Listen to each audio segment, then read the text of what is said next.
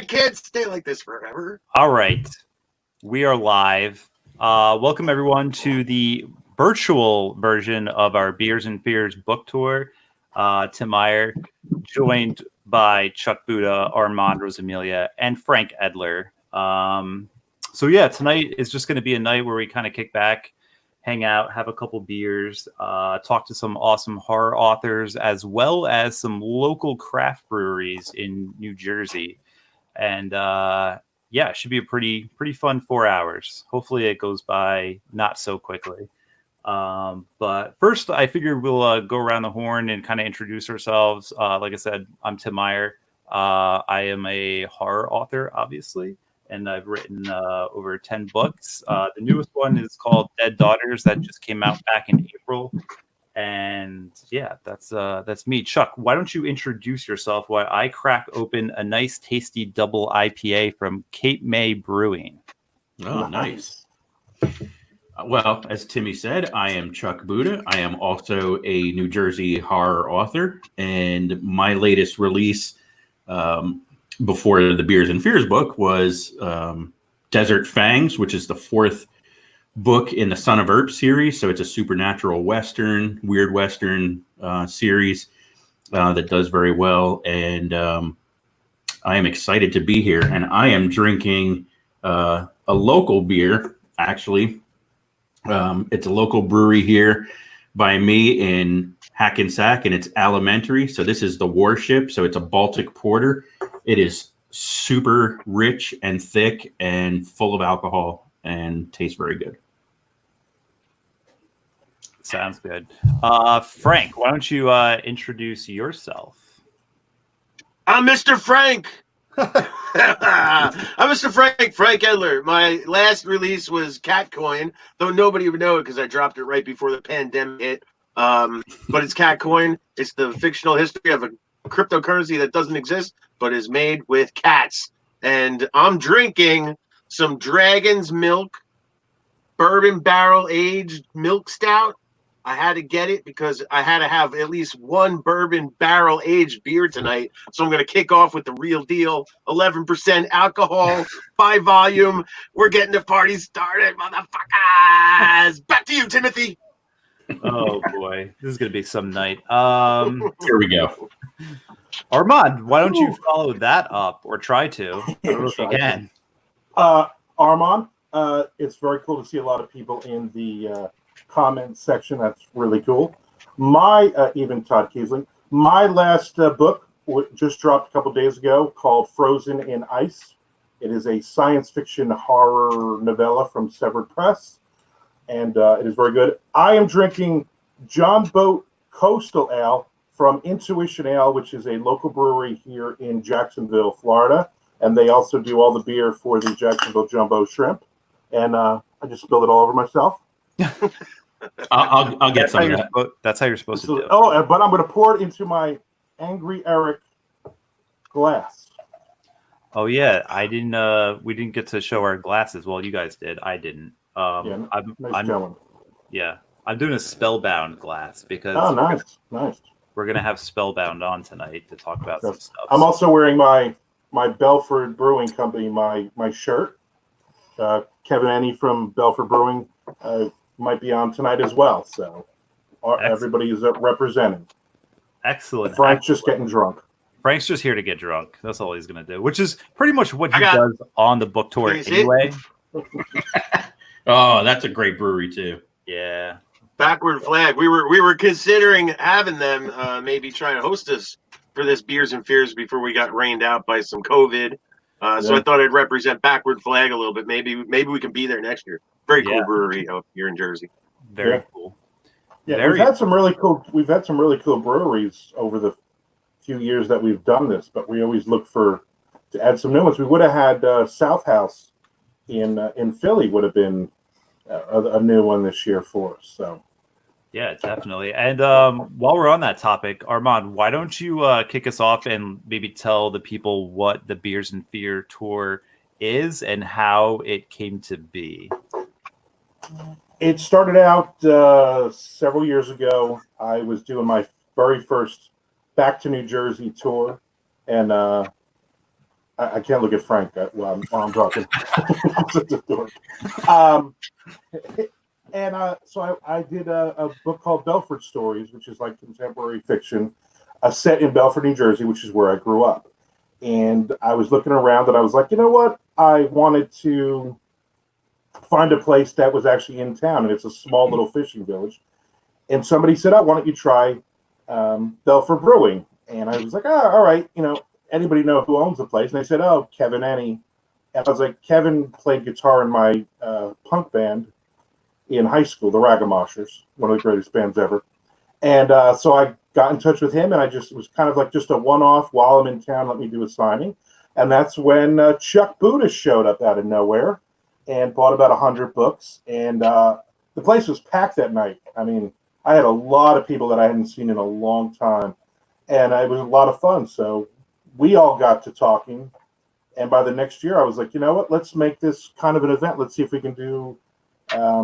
Originally, I was just like, let's just do that signing, and then we're like, let's do some more. So you guys got involved, and I think everybody kind of picked your favorite place or a place you thought that would work, and we ended up with some really good place because you guys had done signings.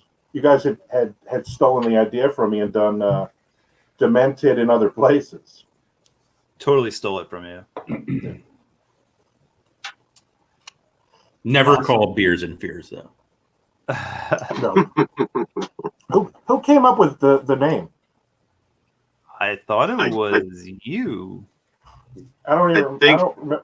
I think we had tossed around ideas as a group. We had a lot of really stupid ideas we had thrown in, I remember. I wish we would have kept those ideas because we could have rattled them all off on the air to embarrass Suds ourselves. and duds. Oh man, cool. All right, so for everyone watching right now, if you guys want to throw some questions in the comments, I'll be kind of going through and calling some out when we have some downtime in between guests. And then if you guys have any questions for the guests, don't hesitate to throw them in there. We'll try to get through as many as we can. We're only allowing about 15 minutes per guest approximately. So definitely just throw those comments in there. So we have a few minutes before our first guest is coming on at 6:15. That's going to be JC Walsh. I don't know. Do you guys want to start off by maybe telling a favorite story of one of our misadventures? The bird shitting on Frank? I didn't know if you wanted to go there right off the bat, but no, that's a teaser. We'll hold on to that one. All right, we'll tell the bird shitting on Frank's story much later. Yes. But that is an all-time favorite story. There's also the story where Armand broke a bunch of shit at some place, and they made it. It wasn't a bunch of shit. It was a couple of glasses, and in all fairness, I think Summer Cannon broke one of them. I don't think that's true. I think you're lying. I knocked the first one off the counter. That was great. That was the part about that was not only did I knock it off the counter and the glass shattered, I walked away, and then Chuck had to go and ask the owner for a broom to go sweep it up. No, I didn't ask. The owner basically turned to me and said, "Well, don't just stand there. Go in the back and get a mop and a bucket and clean this up." And first of all, I was already drunk, so I'm like, okay. So I walk in the back, and all the wait staff and the cooks are looking at me like, why is this guy back here? And I'm just like, the owner told me to come back here and get a mop and bucket to clean up a mess out there. And the guy pointed, and he's like, it's over there in this little broom closet. And I bring it out, and I'm mopping up the floor on my own tour, mopping up the floor and cleaning up broken glasses. And not once, but twice. So I brought the bucket and the mop in the back. And then about an hour later, Armand got pissed and threw another mug on the floor. You knew where it was, though. It's funny. So Chuck basically spent that summer. That was in Lancaster, Pennsylvania, I believe. Mm. And so Chuck spent it mopping, then twerking, then mopping again. Yeah, that was a good night. Twerking was the end. I'll never forget. I was actually standing outside of the back room when Chuck emerged with the the broom and the little dustpan, and I was like, oh, I was pretty drunk, but I was like, oh, Chuck works here now. No, Tim was funny though, because we're having a book signing. Tim finds old time video game machines, consoles upstairs. And all we heard is, "Do you have a quarter?" And then Tim disappeared for like 2 hours. They had a Tales from the Crypt pinball machine, and I had to play it. Had to play it. We never played it though, right? No, we never got to play it. Nobody had 2 fucking quarters to give. I know. Nobody would give Tim quarters. He asked 100 fucking times for quarters, and we're all trying to clean up and leave. Remember? And he keeps going, "Do you have 4 quarters? Do you have 4 quarters?" Like, oh my God, shut up. There's Todd. Todd knows. Yeah. Todd remembers. He remembers. I was there. He remembers. My favorite part of that night, though, seriously, was it had rained really bad. And we had done the Brian King telethon the day before. And so we were all exhausted. We had been up most of the night. And then we go to this thing, and it was raining like crazy. And then about, an hour into it, all of a sudden it stopped raining. And the sun was just going down. So I walk outside because Alicia and Chris Stamps were there. And me and Chris walk out. And just as we walk out, 8 billion bats fly overhead. Oh, yeah, I remember that. And I was like, I'd never seen that before. I was like, holy shit, what's going on? That was pretty cool. Did any of them shit on Frank? Oh man, that's awesome. All right, so we're pretty much to 6:15. I figure we can bring our next guest on. He's actually sitting in the lobby. He's been in the lobby since 3 hours. Yeah, about 2:00 this afternoon. I didn't want to blow up his spot, you guys. I wanted to, make it natural. I did, but I wanted to blow it up. All right, so we're bringing him on. Yep. Here we have JC Walsh, Hey, author guys. of The Death Highway. JC, welcome to the show, buddy. Thank you. Glad to be here. Good to see you. so now you had your first book signing ever with us guys at Spellbound during the tour. So how was that for you? Oh, it was great. It was a lot of fun. I definitely had, a lot of my energy was going and was all hyped up. And, it was a great experience to have my first book out and to be able to do it with you guys. And, it was awesome. It was great. And especially at Spellbound, especially that's where I first met you guys too. So. What are you drinking tonight? Yeah, what are you drinking? I am drinking, speaking of Spellbound, I got the pumpkin bourbon barrel aged. Ooh, you son of a bitch. And I'm know. babysitting it. I'm so jealous of you. Always with the pumpkin. Always a pumpkin. Pumpkin. You In also July. Summer, June. like it just started. Clowns drinking pumpkin. You're welcome. It's not even the Halloween time yet. Oh, it's Halloween for me every day. Ugh. So now you have some news about a new release. Yes. My Lovecraftian collection Within the Abyss is up for pre-order today. Already bought it. It is 5 novellas, a collection of 5 novellas of my way of bringing what I love about Lovecraft and his mythos and themes to my own style. Anything from like Dunwich Horror to Dagon, Innsmouth, and even Call of Cthulhu. So it's I'm really excited about it. The pre-orders today, the initial release will be September 17th. Now, do you feel like because you're from Rhode Island, you have to do cosmic horror? Is that like a prerequisite for growing up there? Ironically, not at first, until I learned about them and they just realized that's just kind of in that New England cosmic horror is embedded in you, or embedded in me at least, But yeah. Do you think that H.P. Lovecraft ever ate a soggy? If he did, he wouldn't be the type of person he was. Maybe that's why he never smiled, because he had to eat those freaking things. It's soggy. Say it right. I know, I said it's soggy like soggy. Well, a true story, by the way, so everybody should know this out there in the internets, is that I actually slept with J.C. Walsh. You did? At NeatCon. So we slept platonically in the same bed, opposite ends. Thank you, Summer. He's a very, very deep and still sleeper, which was terrific for me. Well, you had a 4-hour head start too. Well, I'm an old man. I went to bed at 9 o'clock, and then JC comes in at like 10, 4:30. 10 o'clock. We're like, shut the light. We're going to bed. JC's like, can I come back in a little bit? Yeah, sure. It's like 5 hours later. The sun's coming up. Here comes JC, and I'm like, jeez. Thank you. 3 o'clock in the morning. Yeah. No. The best with JC was me and Chuck actually went out to Philly to hang out with JC. It was very close to Halloween, was it not? Yeah. Mm-hmm. Yeah, and early October.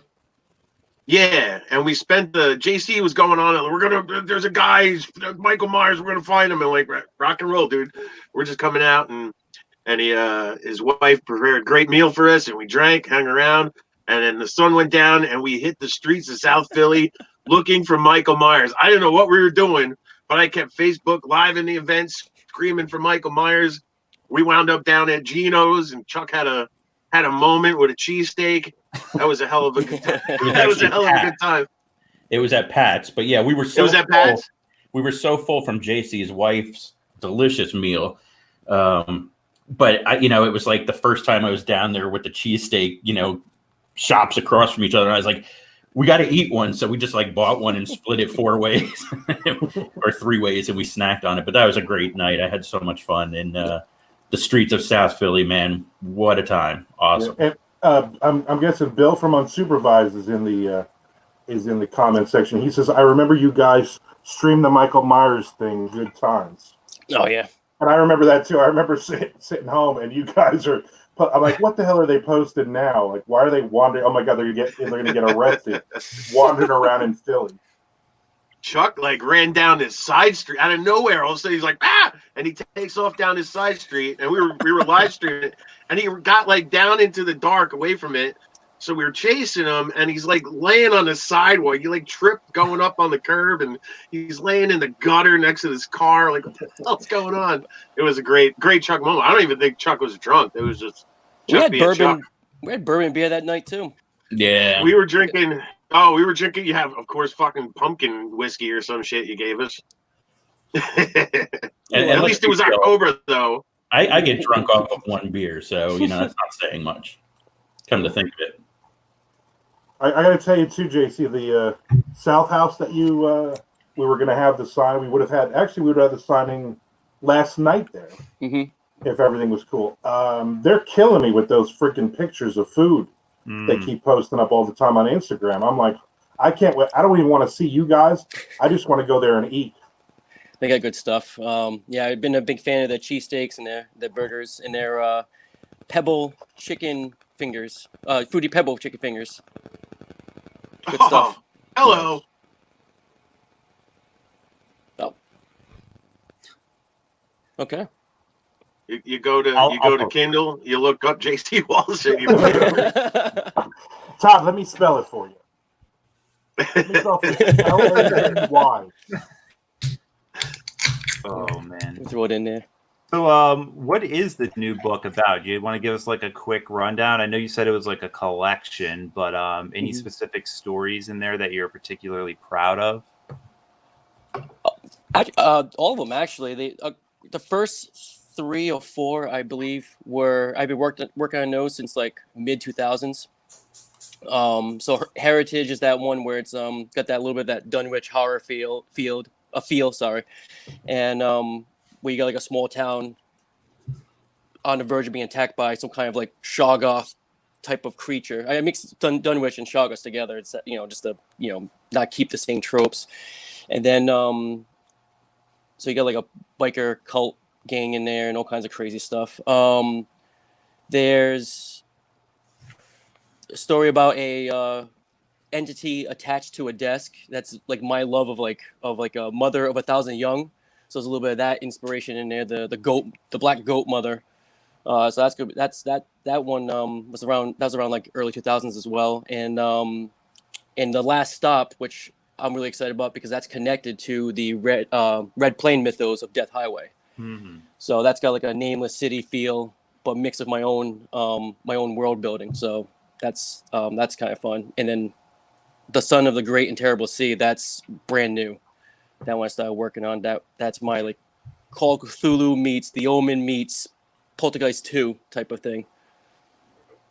I was really impressed by your debut novel. I have to say, not that I didn't think it would be good, because I knew that you had invested so much time and effort. I mean, we had talked to you for probably a good year and a half, while you were working on it and stuff, and you cared very much about the end result that you were putting together. But when I read it, man, it was very like Lynch-esque, like film type of feel to it. I just think the imagery was really beautiful, and I thought it was a great book. So I'm just throwing it out there for people who are watching. You may want to check it out because it was an unbelievable debut novel.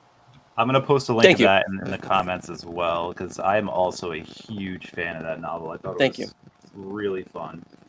And what's funny is the year before that we first met JC at Spellbound. When he wanted to fight me? Yeah. All of a sudden, I'm like, oh shit, Chuck's about to get his ass kicked. And it's usually by a girl. It's not the first time, yeah. But JC was like hanging. We were all kind of like, who the fuck is this Phil Anselmo looking dude trying to fight us? And then, but it was cool. But then, what did we say to you? We basically said, get that book done, man, and you can be on it. You'll be on the tour next year. And you were there with us, which was cool. Yeah, it was very cool. Definitely, I wanted that challenge, and it felt like it was my time, and work my ass off and get it out there. No matter what. It was fun and stressful, but it was great. And it was cool because you had a lot of your family and friends that came down at Spellbound for the signing, which is really cool. Yep. We're at the point none of our friends or family give a shit. So.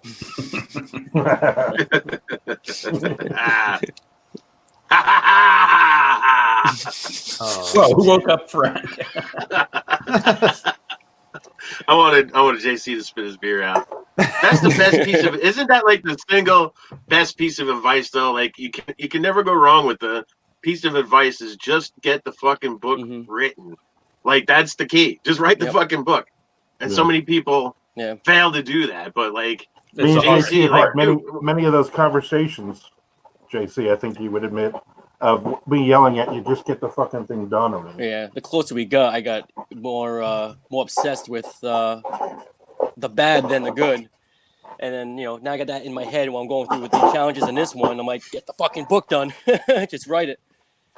So, yeah. It's definitely... Something triggers, right? Like, once you finish the first one, something really triggers. Like, I get that piece of advice now. And then every book after that, it's a lot easier to write. Yeah. You got to finish the first one, I think it'll be easier for me after this one. Nice. By the way, how beautiful is Tim's hair? I know. I think we all should take a moment. You can take a picture of it. A moment. Oh. A moment. So many of us are follically challenged. This guy has this luscious landscape. I'm starting to lose it though, so that's the only reason why I grew it out. To hide. What? To hold on. Do not be that bald guy with a ponytail, though. Don't be that guy. That was what. That was my goal. That was the whole goal of growing it out. That's like the worst look. When I started losing my hair on top, I just completely shaved it all off. Yeah. You know what? The bald guy with the ponytail is always some guy who's rich and drives a Porsche, though. So there's nothing wrong. And that guy is a douche. Yeah, but he's got hot chicks and he drives a nice car. So he listens to Britney Spears. I love Britney Spears. What's up? Oh man! All right, so JC, are you reading a sequel to Death Highway? I am. I never thought that would happen. I never thought the short story version of Death Highway would become what it is now. And now there's a whole. There's gonna be more than two, definitely, but the sequel, as of now, is Death Highway 2, Deathstalker's Ride. So there's that crazy timeline rebooting, alternative dimension type stuff. So I'm really excited. It really plays well with the first book, becomes its own thing. So, and I'm really excited about writing the villains for this one. It's gonna be a lot of fun. But it's definitely gonna continue that cosmic horror feel, that love of phantasm. There will be more character development, but it'll still be like trippy and out of control. I mean, I wrote 2 prologues for it, so that's how nuts it is. So, oh, that's awesome. Yeah, and I'm keeping those. One of my favorite things about the first book was just like the surreal aspect and like the fever dreamish type of thing. I really hope that you continue with that Mm-hmm. the kind of theme going into the second one, because that was like one of my favorite things, and just how like fucked up that book gets. Yeah, thank you. I can't. Thank you. I can't lose that. So I can't lose what the first one had while I continue these other stories. So these are expanding that world. And it's going to get nuts. I'm excited. I'm excited for you. Yeah, don't fuck this up, JC. Yeah, no pressure. No pressure. So we have about 5 minutes left with JC. If anybody has any questions they want to ask him, definitely. There was a question for JC a little bit back. I saw a question for JC in the comments there. They wanted to know something about how the I think that was how Billy. the pandemic affected his writing. All right, here's one. Good call, Frank. Nice. Oh, Nice.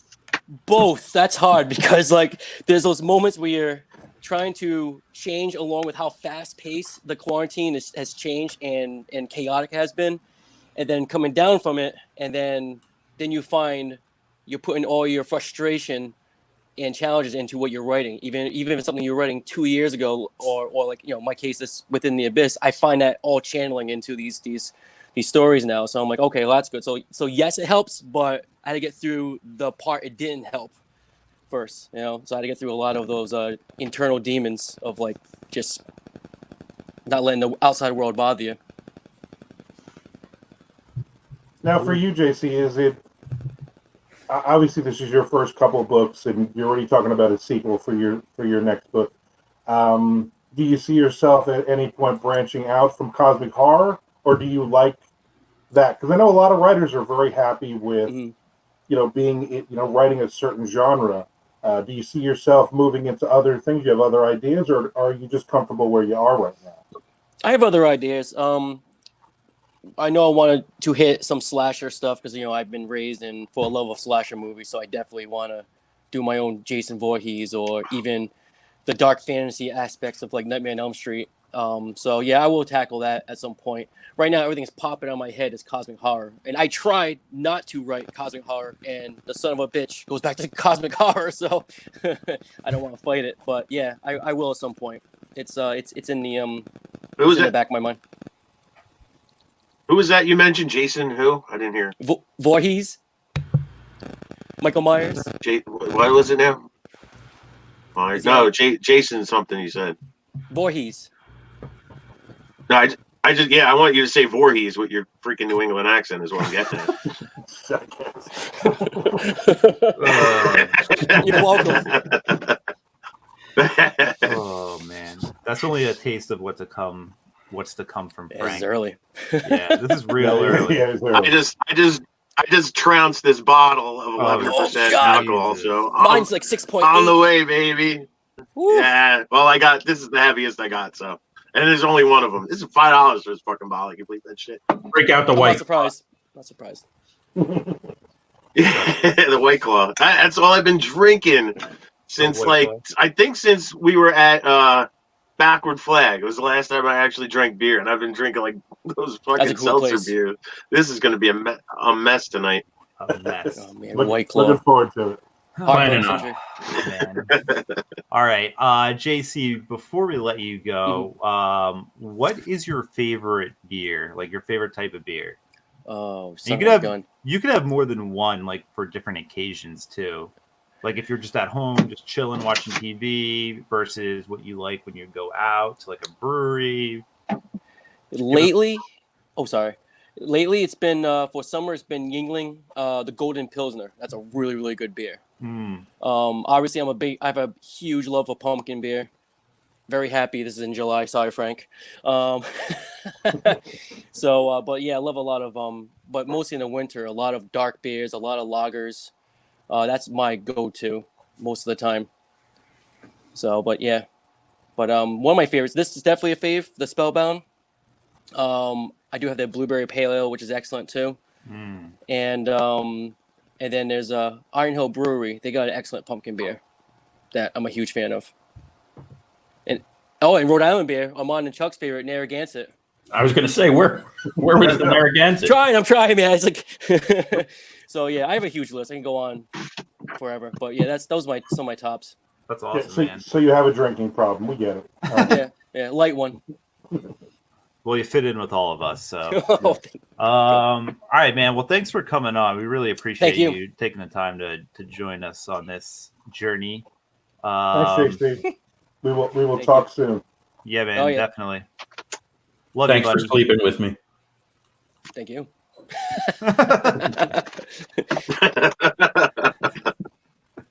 Oh, that's awesome. All right. So, yeah, we have a pretty fun night planned out for us. At 6:45 to 7, Todd Kiesling's going to come on and join us. I see him in the chat wreaking havoc. Yeah. It'll be There goes all the fun. It'll be good to have him on and talk about his new books and also the shenanigans that we got into with him at various signings. Frank is making a lot of noise right now. Yeah, I'm digging. I'm digging. I need a new beer. He's in his I'm digging for closet a new filled beer. with beer. Ready? His closet filled with Ready? Ooh, a Here we go, Spellbound? Oh, beer? nice. Yeah. Nice. I couldn't find any Spellbound Spellbound. represent. I had to travel all the way to East Brunswick, New Jersey. Just Where to get if it. you're from Hawaii, that's a long trip. But yeah, I knew they had it over there. It's one of them really big fancy liquor world or whatever. I was actually So I'm gonna drink Spellbound in my Spellbound glass while you way to go. do your thing. I was actually going to go to Spellbound yesterday because I went to Second Time Books, which is right around the corner from there, and they weren't open yet. That was like 11 o'clock in the morning. I was very sad.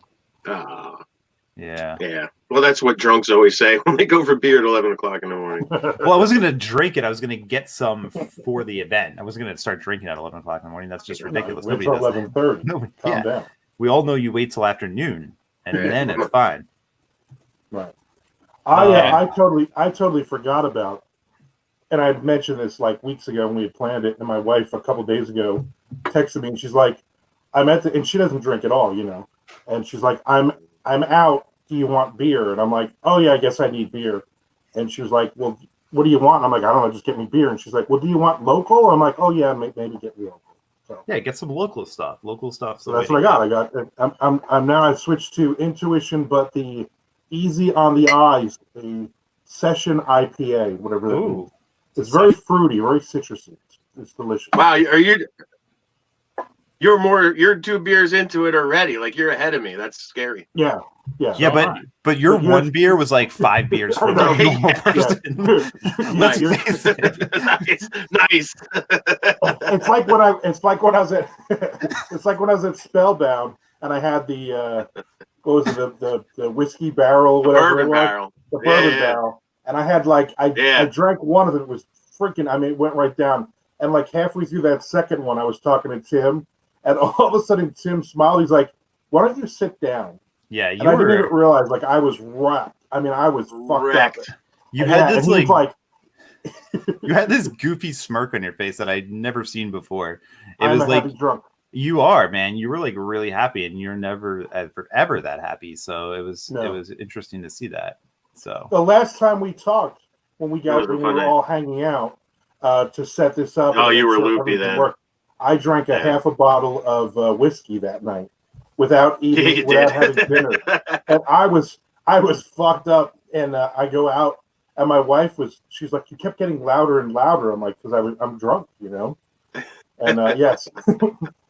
I haven't been. I think that was the only time I was really drunk though, at any of the events. I only have I have like 1 or 2 beers, and that's pretty much it. I really don't drink all that much, but that one I was fucked up.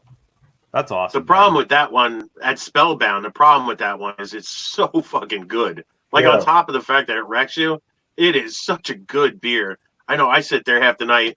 And I'll have 2 of them. I'm like, oh, I got to get something that's like a Coors Light here for a while to slow this down. But it's so good, you just want to keep drinking them. And that's the problem. I'm going to be on the floor. Yeah, it's delicious. So the other night, my wife, she bought me also a bunch of other alcohol, and she got me for Father's Day Flaviar, the alcohol thing It's every like quarter. whiskey of the month. Yeah. Whiskey of the month, basically. And I got like 3 different whiskeys, but a really good Irish whiskey. And then, but I can't. I'll have a shot of it, but I can't drink it straight because I'm a lightweight. But she bought ginger ale, so I mixed some ginger ale with that. But then she bought me this brand new coconut rum, and then I said, "Get me pineapple juice," and I drank like 4 of those Thursday night, and I was loaded. But it was like freaking real good. Plus, my in-laws came in last night, and even though I'm 50 years old, her dad's a minister, so we had to hide all the alcohol. And as soon as they left, and I closed the door, and I'm like, "Fuck you!" And I went and I started drinking last night. But I didn't get drunk last night because I wanted to get drunk with you guys. Me too. I saved all my alcoholism for today. Speaking of alcoholism, I have a birthday shout out to my friend Judy Sternfeld Klein. She's drinking tonight with my wife. Nice. And with the Scooties, and happy birthday, Judy. And Happy by the way, birthday. true fact, Judy and the Scooties showed up to support Frank and I at our first book signing at Demented several years ago. So Love that. Thank you very much. I hope you have a happy birthday. And Tim showed up too. So that was a great night. Had such a good time. Is that open again now or no? Demented. It is. They're open as Ashton something brewing. Ashton Kutcher. Ashton Kutcher Brewing. Yeah, they've completely redesigned the place. Our friend, I know Chuck knows him, Patrick Brennan, who used to work at Demented. Yeah, he's cool. And he does the Decay NJ stuff. He's working back there. He did all their logos and all their graphic design. Place looks cool. You can go there now. They're open, and you can do whatever it is that you can do with social distancing there. But definitely when things like cool off and we can hang, it's one of the places I want to head back to. So for you guys, how has it been up in Jersey with the social distancing and everything? Because the bars, it's a fucking party, baby. The bars were open here for like the last week or so, and then they Friday night they shut all the bars down again because Florida. You got problems down there. Yeah, Florida spiked like crazy. All the assholes had to go out. Everybody here, you drive around, everybody's outdoor, everything, Yeah. So there's tables outside everywhere. It's funny because where I am in North Jersey, it's like a ghost town. So like, you go on the roads, there's no traffic, there's nobody out. It's only drive-through things, and it's very rare to see somebody outside. And if you do, they have a mask on. As soon as you get down to Central Jersey by like Frank and my parents and stuff, it's like the Wild West. Like there's tons of cars.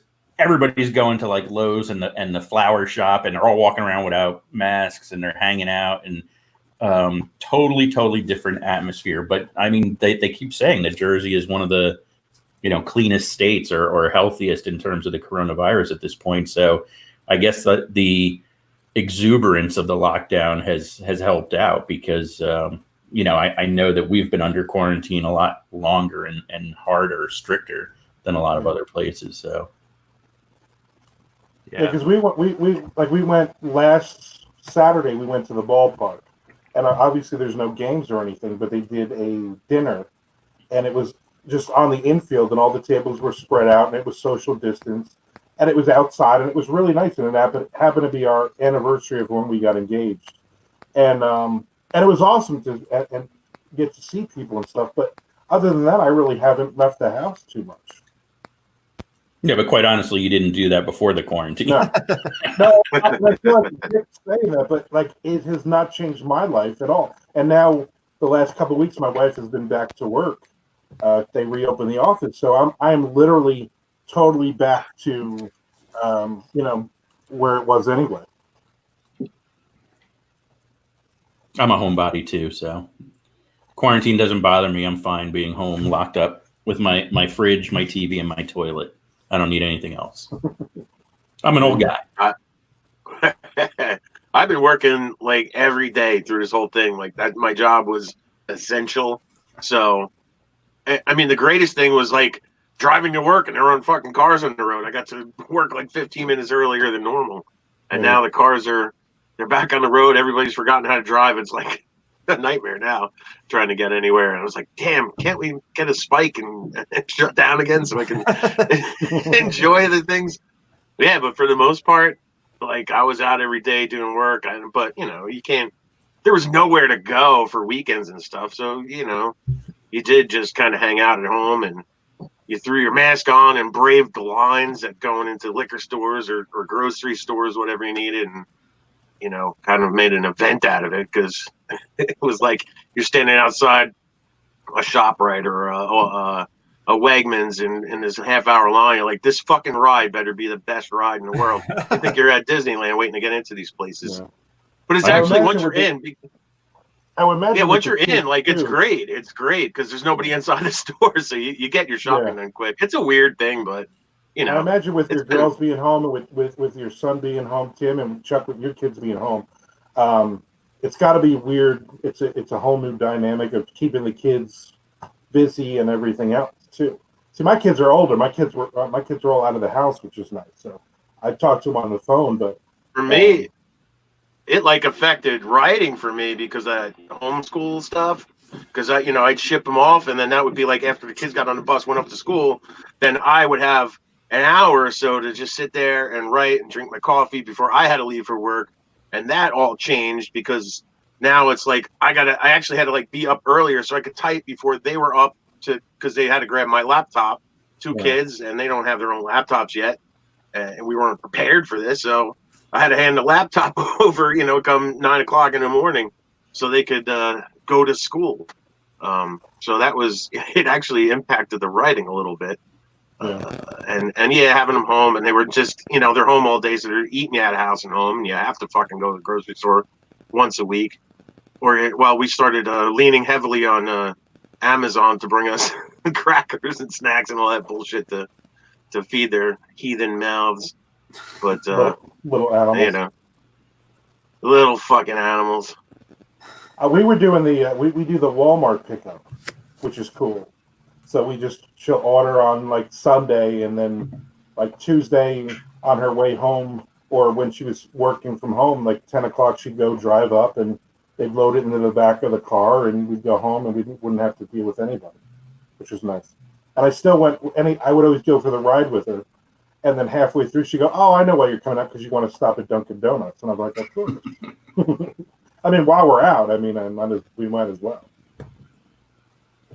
That was the most difficult part. It seemed like all the Dunkin' Donuts were shutting down by like 4 and 5 o'clock. I pulled up. I worked kind of a little late one night, and I just wanted a coffee. And I pull up to the drive-thru Dunkin' Donuts, figure that was cool. And this like automated thing comes on, like, "We're closed now." And I'm like, "What the 24 hours, Dunkin' Donuts, my whole life." And so Dunkin' Donuts got weird. Like, unless you got there in the morning, you were screwed, because those places are closing early. They're all back to normal now. We had all you the can't Chinese go inside. places. You got to drive through. We had all the Chinese places had closed, like closed. So for like the first month, I had no Chinese food, which is like pissing me off. And then me and Chuck were recording Mondo Method one night, and my wife came home also available here on Project Entertainment Network. And my wife came in. We were supposed to do 2 episodes that night, and she walked in. He dumped me. She had found a Chinese place like 20 minutes away, and I was like, "Hey, Chuck, we're recording one tonight because I'm going to eat Chinese food." No, I think it really went like, "Hey, that was a great episode, but you know what? We're not going to record the next one because Shelly just walked in with Chinese food, so I'll talk to you later." Click. Hey, look, Jason Brandt is in the thing. You remember, Chuck, you said you were going to kick his ass. No, I never said that. I actually like Jason Brandt because he writes weird Westerns like me. When he showed up, you didn't even know who he was. What I don't like about him is that he's friends with Hunter Shea. Right. So That's definitely worth. I'm just kidding. No, and he's tall as hell, because when he visits us at like the signings, he's like, 7'9" or something. Yeah, and his wife is in better She's shape tall than too. all of us. She's tall too. Yeah. He was at the signing where Armand broke everything, and I asked for 4 quarters all night. Yes. Was And he? He was He like, had the Randy Macho Man Savage shirt on. I remember that. Woo! I know. I remember that guy. at Jug Handle. Oh man. I remember him doing Macho or wearing Macho Man at Jug Handle. I don't remember him at the place in PA. He was not jug You were handle. drunk at that point. It was Jug Handle. Nobody showed up to Yeah, Jug Handle. no, That He wasn't showed there. up because I did the Macho Man shout, and he's like, No, who's Brent, the asshole over Tell there him. doing the Macho Man? That was shout? in Lancaster. He showed up. That was in Lancaster. All right. When I drink, it's all the same. You were It's all drunk. the same. Oh Jesus! Speaking of drinking, Oh, Yeah. Oh, no. Man. Oh, Look at no. this. So we So- are You now have a bag joined of dicks. by Todd Kiesling, author of the newly released Devil's Creek, put out by Silver Shamrock Publishing. Todd, welcome to the show. Hi. Thanks for having me, guys. It's good to see your faces. And I Chuck. know. What's funny is We've missed Todd, you. I've missed you. You gave us I think most of us, probably not Chuck. You gave us an advanced copy I did. of your book, which is great because we all got to read and everything. And then you started posting it like crazy the last couple weeks. And my wife made a comment. She's like, "I thought this book was out," and I'm like, "No, it's been on the shelf for a year because I read it like a year ago, but it's finally out now." So. Yes. It's kind of the joke in the house of, "Oh, look, Todd's posting again about his book that's been out for a year," but it's really not. Thanks. It's been a long time coming.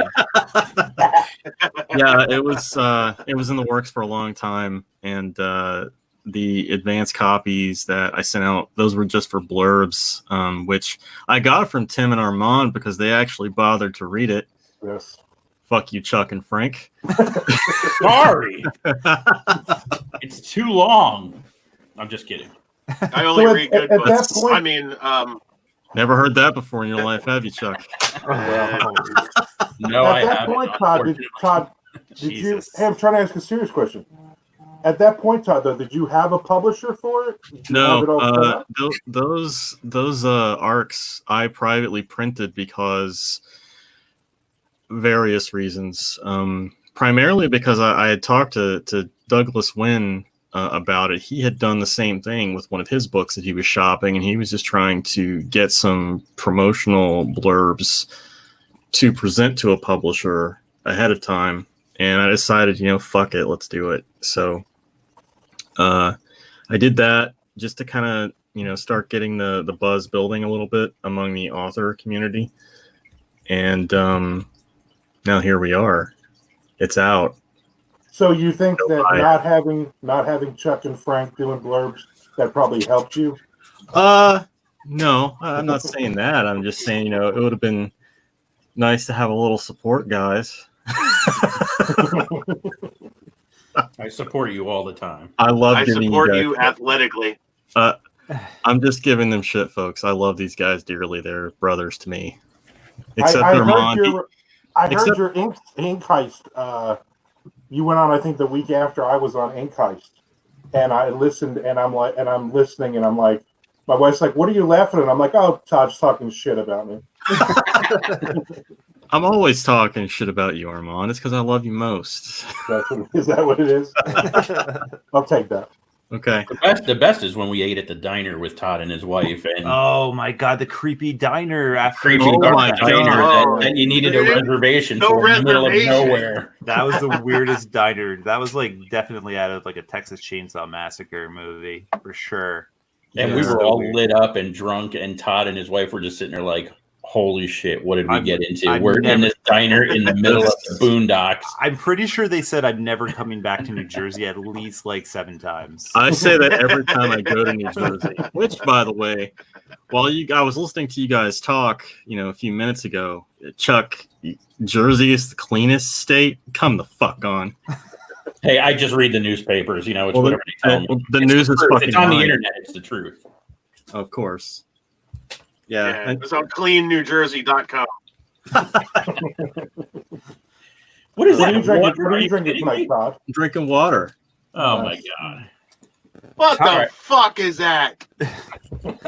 Todd I doesn't don't- drink beer, right? I don't- You're not like a beer I fan. miss beer. I miss beer. I miss liquor. I haven't had any alcohol since 2018 because of medication reasons. Oh. He drinks blood. Oh man, Yeah. See how drunk we are? We don't even notice. I know, Todd right? doesn't Like, drink. I fucking miss being drunk with you guys. And trust me, I miss Spellbound's brews. Those were really good beer. So Yeah. So we had a good signing when a couple times, right? With Todd, you were involved with us. yeah, we did. So I came, just showed up at Spellbound the first year you guys did it.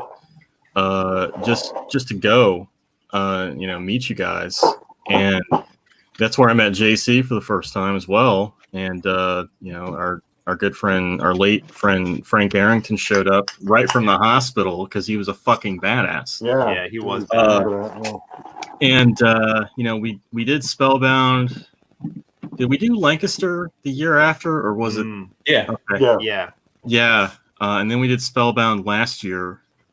And unfortunately, this year we're all sitting at our own computers because COVID happened. So, yeah, I love doing these things with you guys. I wish we could have gotten together this year, but unfortunately, here we are. There will be other opportunities, though. Oh yeah, totally. I'm sure. Hopefully next year. Hopefully. Yeah, it was kind of poor timing on our part, I guess. Releasing Devil's Creek in the midst of a pandemic. So, like, literally every in-person event that I had lined up got canceled. Well, don't worry. Next year there won't be Beers and Fears. There'll be Weed and Read. So it's nice. like it'll be in Denver, and nice. I'm gonna rent an RV that we can all sleep in on top of each other like gerbils. I'm not sleeping in an RV with you. Come on. When's the last time I think I saw you in Haverhill, Todd. Isn't that last time we saw each other? Last I saw you and Shelley was at Merrimack Halloween Book Festival last October, right outside of Boston. What did you think of that, Armand? I know it's a lot of people. It's a pretty busy day. Yeah, it was a busy. I got a lot of. I didn't sell a ton of books, but the books I sold were to people that I had no idea existed, and they didn't know I existed. And a couple of them are still buying my stuff. So that's awesome. I thought it was. I mean, it was a long drive from Florida, but then I got to hang out with these guys the next day in Jersey. So I think we were all right. Yeah, that was my second year at Merrimack, and it's I had a table for half a day the year before that, and it was exhausting. I mean, don't get me wrong, I enjoyed it. It was a lot of fun, but I was so dead after the fact. It's literally nonstop people in front of you for like however 4 or 5 hours of just, I mean, which is great, but unfortunately, if you have a personality like I do or Todd does, you need a break from people every now and then. So it's like I kept walking away from the table because there's just so many people and so many questions. Yeah, I can psych myself up for being public appearances and whatnot, but after the fact, it's just so draining for me mentally. I kind of just have to sit alone in the dark for a few hours or weeks sometimes. Frank, I hope hope everything came out okay, buddy. Yeah, were we listening to you pee? I don't know. I just shit. Oh, I just shit this out. That's funny. So did I. So Todd, tell us about Devil's Creek. Give us your elevator pitch. So Devil's Creek is the really short elevator pitch is it's a story about how religion destroys a town in 4 days.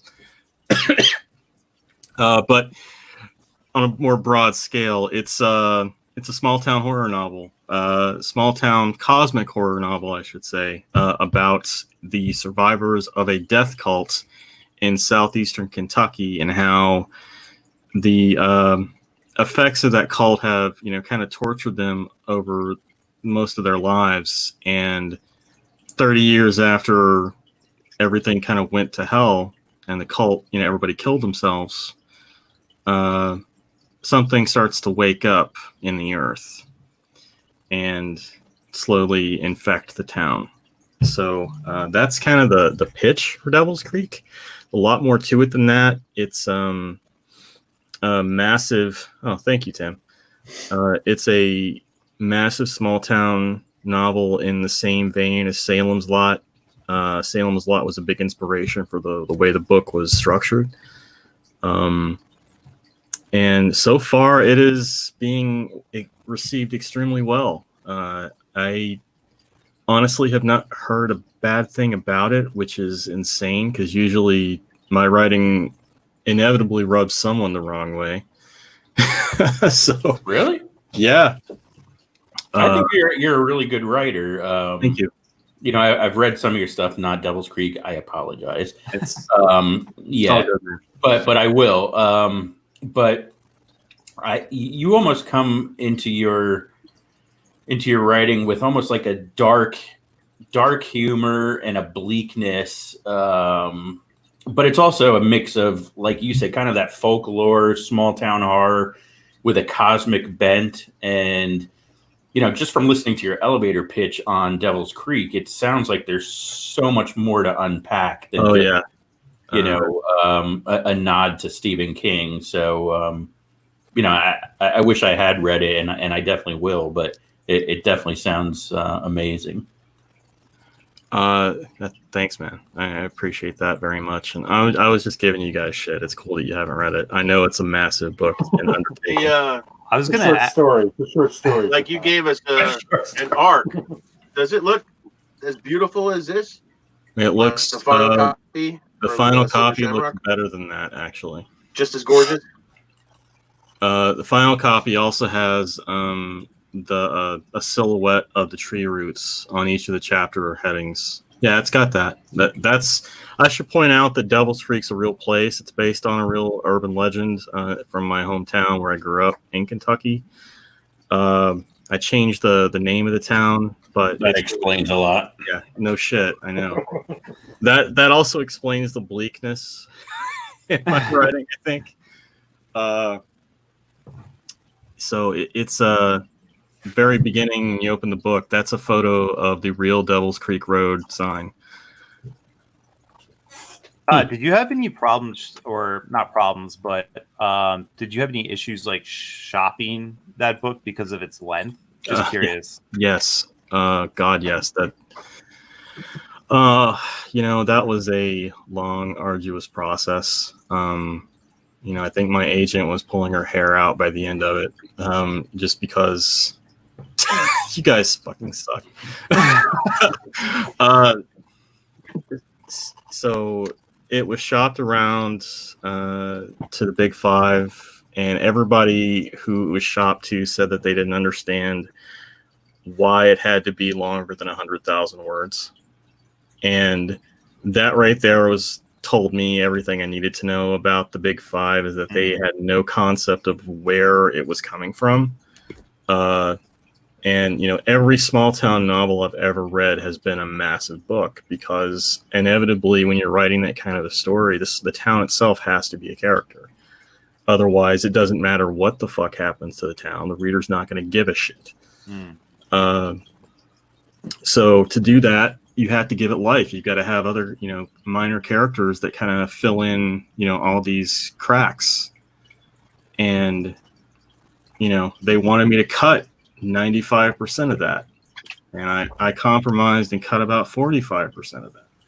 Wow. The book, the original draft been published as is, it would have probably been about 600 pages long.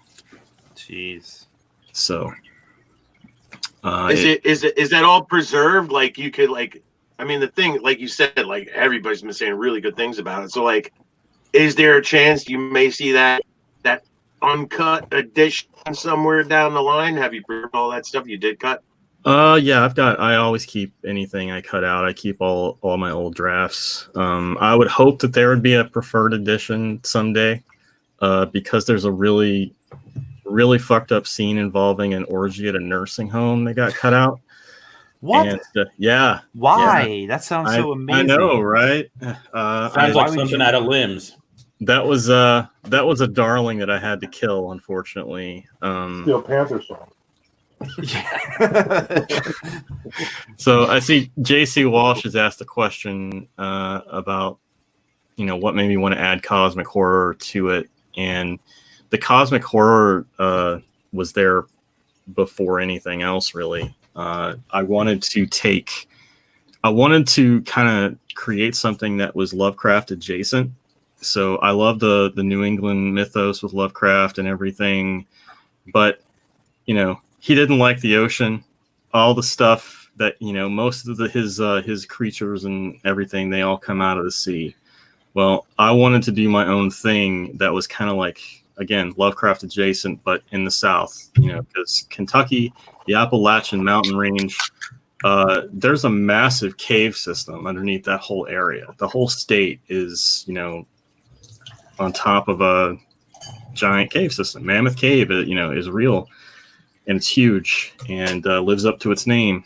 So I kind of wanted to do my own thing set in that locale, because I grew up there. I kind of know, I kind of think about Kentucky as, I also think about the story of the Shadow over Innsmouth and the people who live there. And then I look at Kentucky, and then I look at Innsmouth, and I'm like, they got a lot in common. Oh, that's awesome. All right, one more question before we let you go. Chad asks, one of the characters in Devil's Creek is a dark artist. Is there an artist or painting you had in mind when building that character? Yes. In terms of like style, I had I'm gonna butcher this name. He's a Polish artist. His last name is Beksinski. Is that his law? I think that's Yes, I've heard of him. Yeah, if you like Tool, you know of him. Yeah, Beksinski was, probably the inspiration for Jack's style in the book. Although talking to the Ink Heist guys last night, we also thought that, if any artist out there today could bring some of those paintings to life, it would probably be Stefan Koidel, who paints some incredibly creepy stuff. Look him up. So thanks for the question, Chad and JC. Awesome, man. Well, is there anything else you want to talk about before we let you go? Anything embarrassing about Armand you want to talk about? Oh boy. I mean, he could go eat a bag of dicks, but you guys knew that already. I would have been very upset if you didn't. That fucking time. Yeah, and I have that footage of Chuck dancing at the pub. Shut up. Twerking. It is Twerking. for sale. It is for sale. Highest bidder. I've already got a bid for $5, but no. In all seriousness, thanks guys for having me on. It's always a pleasure. I miss your faces, and we gotta once all this COVID shit's over with, we gotta get together. Oh, absolutely, man. Miss you, buddy. Thanks. Totally. Yep. Thanks for having me. Bye, everybody. Thanks for the doorstop, man. Thanks for the doorstop. I love you, Tom. Oh, that was awesome. I love that. I am drinking. I'm on my third beer, Funky Buda. Dude, it's 1 hour in. I'm on my third. I don't know Oh about my tasting. god, dude. It's a pineapple beach. It tastes really weird, like Chuck Funky Buda. So, kind of. I'm not gonna lie, I'm feeling really good. I got my collection over my shoulder here. Tim, I'm joining Todd with a little water. what do you Well, teasing? Yeah, I gotta drink it in between my 8% Oh God. beers. Otherwise, this is. Listen, I have to control all this stuff. You don't want me getting trashed. Part of his workout regimen. Let me tell you a Tom Duffy story real quick. Who? Tom Duffy. First time I met Todd, Never Tom heard of Duffy. Nice. He was sitting with my wife at the telethon, and his lips were so blue from drinking so much wine. That's the first time I met him in person, and we've become good friends ever since. I talk to him a lot. That's my whole story. Where was this at? At the Tom Duffy story? that was at the Brian Keene telethon. Oh, okay. Yeah, not the first year. Gotcha. Second year. The second one. Yeah, I wasn't at the telethons, so I missed Tom Duffy. He sounds like Yeah. a legend. Like you could write a story, The Legend of Tom Duffy. Does He's a very very cool guy. very cool guy. I'll take your word for it. I'm not going to You're put gonna up have Thank to. you for being cool, Tom online Duffy. bullying. I'm gonna eat a Pop-Tart. Yeah, you gotta have Pop-Tart. snacks. You have to snack Snacks. when you're drinking. When you're drinking. What the fuck are you talking about? Snacks. You gotta have snacks. Remember Armand, Yes, he was talking before when we had our meeting, nobody was privy to, and he got all drunk. When he was really drunk, he started just screaming like, Shelly, I need food. Make me a lasagna now. No, you got to see Armand and I, because first of all, we're two big fat old men, and second of all, we're lightweights, which you wouldn't think looking at the size of us. But when we drink together, we like carry each other to bed, and yes, like 9:15 is the latest that we go to bed. And we're both like piled in there, like I'm At so UConn, drunk. we were like the I old love you. guys. Good night. Yeah, we And were all the you old hear- guys. Yeah, all you hear all night is, and that's on either side of the room. So Jesus. Yeah. All right, Hey guys, so we're like an hour into this. Do we want to talk about like giveaways or anything? I don't want to Well, like fuck up your. I your was stream, but- actually just gonna bring that up. That's funny that you said that because I had put in the comments that I put like, "What's your favorite beer?" and comment, and I'll pick a winner for a free signed copy of Black Star Constellations. So I'll I'm give just you my gonna... copy of Devil's. I won't give you that. Oh, that's harsh. Don Kiesling, sucker! Seriously, $50. This thing's a door stopper, baby. It's a great book though. But anyway, I'm gonna pick the winner real quick for he's mad. for this. And that winner is Billy Halpin with the Halpin. Magic Hat number Billy 9. God. So Billy Halpin, he's a pretty good author himself. he is a He good is. author himself. But yeah, Billy, shoot me a message on any social media site that you know me on, and I'll get this book out to you sometime this week. So Wow. Anybody want to Nice. do another? I have a giveaway. yeah, do a giveaway, man. Do a giveaway. Let's get I'm some gonna give shit away the away. first Chelsea Avenue, going with the Ooh, Frank's horror favorite book. and New Jersey theme with 3 stars. And here's my question: whoever can get close enough, where the hell Tim go? Whoever can get close enough, how many Funko Pops we currently have in this house? 127. We had to count them today, but you got to put it in the feed comments, Damn it. and whoever and you're Chuck, you're not eligible, and whoever gets it is the winner. What do you mean I'm not legible? How am I not legible? You're not eligible, you jackass. I know, I'm kidding. Edgeable. Should I announce my giveaway? 666. Nice. Nice. Oh, look at Kiesling. $1. It's like Price is Right. Chad Lesky says 204. Ty Kiesling for 205. Bob, I'll go $1. Chris Stamps, are you for real? 86. He doesn't know you well enough. You had I threw 86 when you walked out of Target. I think I bought 45 of them when we were on the way for our 50th birthday thing. On the way up from Atlanta to North Carolina, we stopped at like 4 different stores, and we had to buy a big bin at Walmart and filled it with Funko Pops. I think we bought like almost 50 Funko Pops just on the fucking ride. Out of Yeah. control. Disgusting. Out of control. Funkos all day long. I'm Do you ever get them like? Is there like a direct like you can buy from Funko thing, or is half Yeah, the fun? so on Fridays, for instance, like there's I don't know if I can, it's behind me, but I'm not going to move my camera. On like Fridays, Funko does exclusives that you can buy online. I got the 10-inch Cthulhu one, Oh, and they only make a certain number of them, and then they immediately go on to the next. They immediately go on to like the secondary market for a lot more money. So you get like factory direct Funkos? Yeah, and I have like the app on my phone, so I know what I'm missing and what I need to get.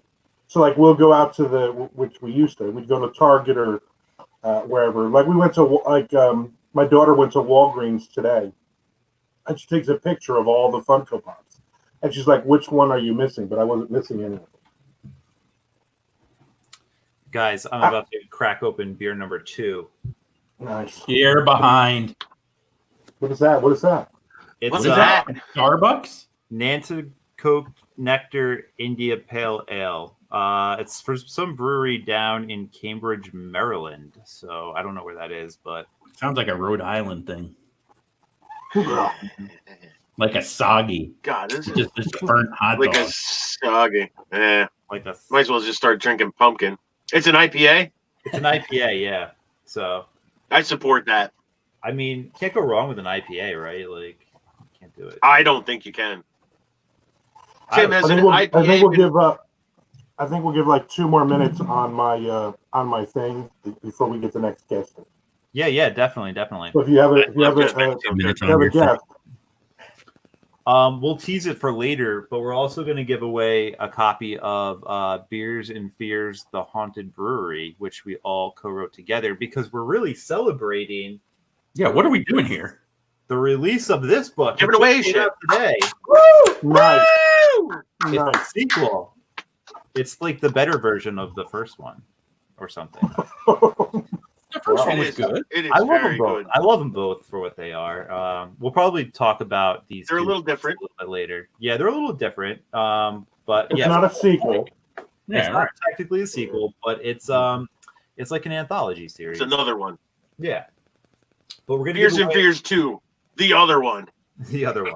We're gonna give away the Haunted Brewery later. I don't know. We haven't really decided what we're gonna do yet, so we'll probably just have to make up some bullshit contest. Yeah. We'll make up something. Yeah, we'll make something up. So who are you gonna pick as your winner, Armand? Well, so far I need a couple more. Give me 2 more guesses, and then I will pick the winner. Get your Whoever guesses. came close. Get the guesses in. Get the guesses in. I'll bet you nobody's. I bet you nobody's within 50. That's what I'm gonna guess. Nobody's within 50. I'm going to take Of the the actual over on number. that action. You're gonna take the over. Yeah, no doubt. I've been in Casa Rosamilia. It is floor to ceiling, wall to wall Funkos. That's disgusting. That's what I'm talking about. Like nobody's gonna be within 50. I've added 2 bookshelves. See the bookshelves behind me? There are 2 more of them on the other side of the room that are nothing but Funko Pops right now. Yeah, they're landscaping. I'll bet you People your put, like, collection little frogs and deer. overflows into 2 rooms. So I It does. have all 3. I have all 3 years of the MLB ones, which they made like 25 of each year. And then my wife has all of the Wonder Womans except for like 3, and there's like 50 of those. And then she has a Disney room, and then we have this room filled up. So yeah, we got a shitload. We can't stop. You better start re-guessing people. We are literally we're gonna our 5-year plan is to, buy our 22 acres in the middle of nowhere out here, and the whole second level will be my office / all the Funko Pops. I'll give people a hint. I think it's closer to 4 digits Wow, than to 2. No, I didn't. that's cool. That's Wanna Yeah, bet? it is. Don't lie. Tammy, Don't lie. you tell me when to call it. You call it, and I will try to find that comment in the comments and put it up on the screen for So you. the actual number right now is 377. So who was closest? And technically, I have Wow. like 4 of them in the mail coming. But There's a 377. 291. I think Is there was a 3 something. There's Sean, a I 291. did see a 3 something. Is it closest without going over? There's a 333. JVB had a 333. Yeah, That might be the closest. I think that's going to be the That's closest. closest. Fucking That's probably the one. JVB, motherfucker. That guy, not only is he the cyberpunk Jack Kerouac, but he can also. JVB. All right, JVB. I'm going to. I love that guy. And if you guys aren't reading Joseph Van Buren's poetry and checking out his stuff on Patreon and signing up for his newsletter, you're an idiot. I'm just Yeah, saying. idiot. Cyberpunk Jack Kerouac, and he's multimedia. He writes, he has the music, he's got it all. The guy is like uber talented. So I think nobody better could have won that. And Right. Frank, Congratulations. Send me your address. But don't post the address here because everybody's an asshole. yeah, some people are stalking Yeah. Bill from Unsupervised. Yeah, there's a lot of douchebags in there, so do not post it. Frank, another soldier down. Yeah, let's go, Frank. Let's go. I'm gonna Trace, have to Trace, urinate but soon. four total. Did you say you're gonna have to urinate soon? You know, Do we have another urinate. guest coming on? I'm a 7. Urinate. We're feeling flush. we're supposed to have a 7:15. guest, but she's not. 7:15. Where's our guest? She's not here Where's yet. our Call guest? her. Oh, I'm gonna go pee. You go pee. We'll hold it So down. let's while talk you're about gone. it. All right. We'll True talk about fact. it. Yeah. True fact. Armand sits when he pees. I'm just saying. I'm not going to tell you how I know that, but he sits when he pees. Hey man, whatever you gotta do to get it out. What you guys? But Tim, Do we want to do another? How often were you doing giveaways? Like after guest segments or something? You could do it whenever you want. it looks like Summer's here. She just said I'm here. Yeah, she She's in the green room. just popped in. So I'm Get her going in. to bring her on. Bring on Summer. And we It's have June, Summer bring on Summer. Cannon. Yeah. Beautiful. Summer. Talented. Summer. There Yeah. she is. Woo! Hi, Summer. Can you Hi, hear us? everybody. Hi. I miss you, Armand son. ran away. He Can was you hear me? scared of you. Yeah, we can hear you. What? Huh? Frank. What? You're like a little bit delayed. I'm not sure why. I thought it was just Todd being dumb and slow. Apparently, No. there's a delay. There's a little bit of a delay, just a little bit. But how are you doing? How's it going? I'm doing good. Stuck in the house on March 7th. I haven't left at all, so I still relatively sane. That's brutal. Yeah, I actually just went outside to like a public place for the first time like a few days ago, so I know how you feel.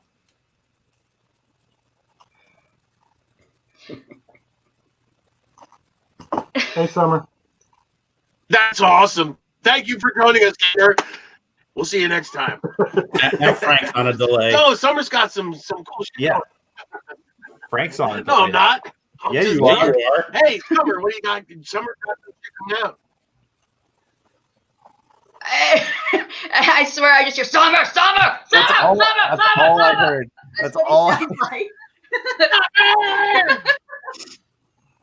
Oh my Summer, god. Summer, what have you been working on lately? I read something of yours that was really good, and I don't know if you're talking about it yet.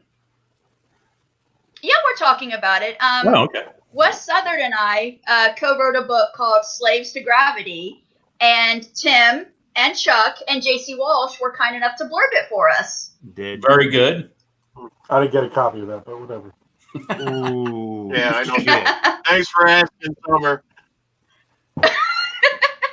But no big deal. I mean, you know. When is that coming out? It's up for pre-order now. Oh. I think we're at about 38 days until it drops. I'm gonna have to go buy that. Hi, Todd. Don't say hi to Todd. That's frowned upon here. Yeah, Yeah, we Todd, don't- we're already past Todd. Todd had his, Todd You had got his it. moment. Yeah. You got to be nice to Todd. His wife makes a fantastic cheesecake, so you got to get on his good side. Oh, we love his wife. His wife is freaking awesome. Yeah, we should have just had her on the show. Yeah, that not would've been him. nice. Seriously, what did she see in him? What did any of our wives see in us? I was just gonna say, can you really just say that about Todd or all of us? Really, at some point, the responsibility is on them. Okay. In all fairness, though, Summer has a beautiful husband. Yes. Oh, he is Best delicious. husband. The best husband ever. Yeah. Oh, Summer. Summer, why don't you give us a little history of how you came to be on the Beers and Fears tour? Well, I came the first year you guys were at Demented. I wanted to show up and support you guys because I thought it sounded like a great idea. I still think it's a great idea. And I got to meet all you guys. And the next year I was invited. And I think that was the year we did that Lancaster one. And then I was on it again last year. Did you not break the glass, though? That second one. They're blaming me for both glasses broken. I think you broke one. Summer didn't break any. I was outside with the bats. No, she definitely. I wasn't outside with the bats. It was Armand. He broke everything. Don't try to pin it on Summer. Jerk. Oh man! Yeah, all right, and so Summer also did a signing with us at Barnes and Noble in New Jersey. Oh, yeah, like last spring, last summer. Yeah, that was the coming back from April for me. Yeah, that was fall then, right? It was like October. Yeah, it was for Halloween. Yeah. Oh, you're right. Yeah, because we blamed it because it was Sunday and everybody was watching football, and that's why nobody came to the mall. Sounds good to me. Yeah. Definitely. That was a good time. We were. It's always fun hanging out with Summer. I was sitting in front of the clearance bin, and it was so dead. There was nobody there that I got up and was reorganizing the clearance bin. You did a wonderful job too. Yeah. You know they had a 12% increase in sales on that bin. By the way, I think that was pretty good. That's what they told me. That's another event. I was sitting next to. What are you working on now, Summer? I'm helping behind the scenes for the Frank Michaels anthology, and I'm going to be putting together a short story collection of my own. Hopefully, have it out before the end of the year. Nice. Are you self-publishing that one, or are you putting it out through a press? Or do you I don't know yet. I'm going to approach a press, but we'll see what the timeline is. And now, what's it like working with Wesley Southard? Because I've heard that he could be kind of a prima donna behind closed doors. So I'm just kidding, Wesley. Wes. Please don't hit me next time we're at Scares of Care. Please. I love Wes. I love him too. I was just kidding. I'm teasing him. Seriously. It's really good. It's good that we're like best friends. So we were able to. There wasn't any sort of awkwardness about being like, "Hey, what the fuck with this note about you wanting me to take a tree out? Can we please keep the tree?" And I mean, we were able to communicate really easily, and especially considering this book went really weird on us and it's completely different from anything we've ever written. It was a good experience to have together. I agree. I think it's completely different from what you both have put out in the past, but not to a point that I think it takes anything away. Like first of all, it reads as one voice, which I find amazing when authors collaborate together. To be able to sound unified. So you really can't tell that it's you versus Wesley on the chapters and who's saying what, which is amazing. But also the fact that you both, I think, really took a leap of faith outside of your comfort zone and created something completely new and different. So, I think it went away from slasher body horror type thing to almost like magical fantasy, not quite urban fantasy, but like some sort of hybrid. It went a little sci-fi. Yeah, it was definitely different, but very enjoyable to read. So did you guys consciously arrive at that type of story, or did it just kind of happen as you guys collaborated? We had a lot of pre-game talks where, I'm a pantser, but he's not. He likes to outline. He likes to be pretty organized before we start. So we had a lot of talks before we began. But this was not what we were planning. It was supposed to just be a monster story, and it wasn't supposed to get quite that weird. Yeah, I liked it. It was definitely Weird. more fantastical. It had a little bit of everything. It was really different and a complete shock to me. I guess in a good way though. When I read it, it was totally different from what I thought it was going to be when I started it. But I like your writing, Summer. I mean, you are very good. I think a lot of people are into your stories, and I don't know what else to say about that, but people need to pick up your stuff and get into it and read it. True. Tom Duffy Thank you very asked, much. Thank you. Love the Hag Witch of Trip Creek. How much of that was based on? Oh, good question. There's a bit of reality in all my works, so some of that did happen. There's a bit of reality in that. Tim's gone. No. We're losing Tim, fellers. No, he's back. There. His All right. hair overcame the internet. While My Tim is internet's- frozen, how My much internet's was reality, percentage wise?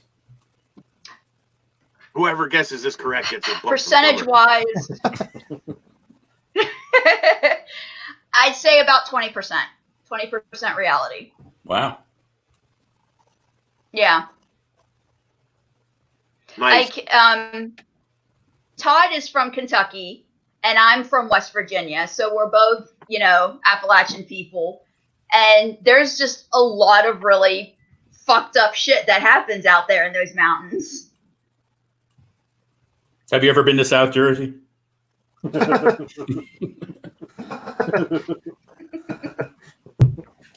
I'm just kidding. All my fraternity brothers from South Jersey. I'm kidding. Yeah, I'm from South. Nah, you're like middle. Depends on who you ask. No, that's South Jersey. Oh, here's this debate. We're not Should going we to start on pork roll versus Taylor ham? No. Shall we No. do this? Stop. Pork roll, No. Stop. Summer says spam. Scrapple. Scrapple down there, right? We're over there. Yep. We also have it's Taylor pork roll here. Wait, it's Taylor Pork No, Roll? it's like not. a That's combo? brand. That's a brand. It's The Taylor brand. pork roll. When you buy it at a diner, you ask for Taylor pork roll. Speaking of stuff that Summer is really good at, if you're signed Oh up, no, Summer's- shrimping. no. If you sign up for Summer's newsletter, Summer, you are a connoisseur of the cocktail. I think Chuck, you're very good Chuck. at your recipes Chuck. and your cocktails, and you post that on social media. What is your favorite cocktail? Folks want to know. my favorite cocktail, the one that I drink the most, I just finished. It's called a skinny bitch. It's just Diet Coke and vodka. Coke and vodka is called Skinny Bitch. It's Diet Coke. That's why it's a skinny bitch. Diet. Wow. You know what? That's funny. I've never seen you post about that one. I've seen all the other ones, like the Blue Bahama Mamas and the Hawaiian Luau's and whatever else, like all the funky mixed, really fruity flavored, extravagant, like vacation drinks. When I see the drinks that you make, I always think of relaxation, feet up and like in the sun, relaxing. Well, Jesse is Mr. All his drinks need to be super duper sweet. So I have to make really sweet drinks. So he'll drink with me. Otherwise, I'm doing it by no. myself. And that's sad. That makes sense because he's very sweet. Chick drinks. Hey, don't knock hey. drinks. Hey, relax. He is Relax. He is very chick sweet, drinks. and he's got beautiful tattoos, and I love the guy. His tattoos are Got amazing. the best tattoos in the fucking world. Yes. Summer, what are your tattoos? I've got one of my kids. That's my boys' names. And then I've got one that's just I don't know if you can see it. It's a cat. Aw. But not And then Battle I've got Cat a tramp. from He-Man. Not bad. Okay. No. I don't have the arm space Jesse does. Yeah, no. Oh, man. We work on that. You can need a She-Ra to go along with it, and then you guys can you can play action figures with your arm. Oh, watch out, Battle Cat! I never liked She-Ra, come over here. No. I was not a fan of She-Ra. I didn't like She-Ra that much. Skeletor all the way. I was a fan of the dragons said that? in the He-Man universe. The dragon? There were dragons? Did you watch the show? Apparently not. I did watch the show. I was drunk. There were dragons all over the place. Frank was grounded through the 80s. Yeah. So was I, quite frankly. Well, that's okay. I spent a lot of the 80s my in a G.I. diaper, Joes. so. My G.I. Joes are like battling over who gets to hang out with Scarlet for the evening. I see Todd's comment. Summer, do you want to touch Thank on God for Todd. your podcast, A Case for Classics? You want to tell us a little bit about that? Sure. It's they're really short episodes because basically what the podcast is I'm trying to talk you into picking up books that are considered classics, but they're the books that you had to read in middle school and high school that maybe, you fucking hated when you had to read it, but I'm trying to talk you into picking it up again because it actually has entertainment value. So every episode is only about maybe at most 20 minutes long because otherwise I'll bore you to death. I'm not Like reading the Wuthering Great Heights? Gatsby again. Loved Wuthering Heights. It's a great Loved. book. It's a great book. It's a classic. You know what classic I just read that I'm just disappointed in? Here we go. Day of the Triffids. Yeah? God, that was Great movie. It was though. not Great good. movie. First of all, it took longer than a day. It was like weeks of the Triffids, and then it very little to do with Triffids, and more with like blind people feeling their way around the world. It should have been called The Month of Blind People Feeling Their Way Around the World, Trying to Escape an Occasional Triffid, is what the title of the book should have been. Frank, that Which was the the original title. That was the original. They cut That's it. my- It was the subtitle. I mean, That's you my guys. hot take. Oh, shit. All right, Summer. Before Summer, we you're let the you you're go, the expert. Am I wrong? I'm Summer. That's all I hear from you, Frank. Drunk Frank. You've turned into Frankenstein monster. it's the He beer always talking. All right. All right. Before we Fine. let you go, Summer, Don't is there answer my Triffid question. It's anything cool. else you want to talk about before you leave us? No, because if I start talking, Frank interrupts me. Truth. Oh, shit. All right, Summer. Well, thanks for coming on. Thanks for being a part of the Beers and Fears tour. We always love having you on. And, Summer, my wife misses you. And Frank's wife misses you. Tell Liz I said hello. She always says, I love Summer. When are we going to hang out with her? I'm like, well, she doesn't really like me, so not soon. And you can't blame her, though. No, you can't. I don't blame anybody. All right, Miss you, Summer. Summer. Bye, Bye, Summer. Bye. Read her books. Yeah. Do it. Yeah. Oh, God. Frank, you're not pacing really well. I'm Yeah, tired. Frank, you're like I'm not you're fading pretty fast, Frank. I thought we get fading. full on Mr. Frank. I need to about, drink. like, You're 8:30, suggesting 9 I drink more? No, we're suggesting you drink a little less. Yeah. Pace yourself. Frank. Drink Pace yourself. less. Nobody can understand what the fuck Pacers. you're I talking thought I was about. behind the pace. I've only had 3 beers. Exactly. Four. Exactly. You're starting They're to not lose your even. I touch. got a little left.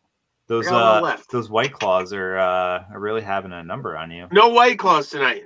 0 White Claws tonight. No White Claws.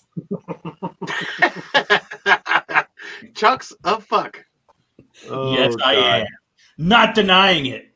All right, guys. What are we doing next? We have about 10 minutes to kill before our next guest comes on. By the way, Nick. Do we have Zinn any just sent questions me a from message. the audience?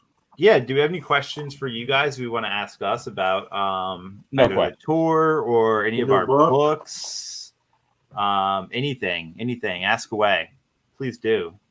Please help us fill this next 10 minutes. Please. Nick Zinn sent me, while we're waiting for a question, Nick Zinn sent me a message saying, here is a video from the night of the broken glass.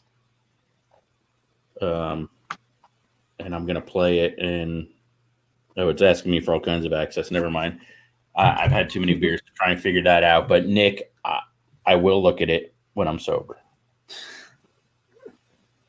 By the way, Nick Zinn, another great artist. Great. I forgot Nick was there. Nick was there, yeah. Yeah, Nick was with us at the signing in Pennsylvania when Armand had a rager and threw all the glasses on the floor. And Nick has taken photographs because he's a world-renowned photographer. He's taken photographs of my novels amidst other props and has allowed me to post them via social media. So you should check him out on Instagram. Look for Nick Zinn, Zinn.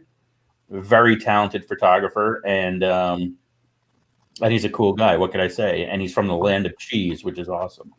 Nick Zinn, that's actually my. He did a picture Nick of Zinn.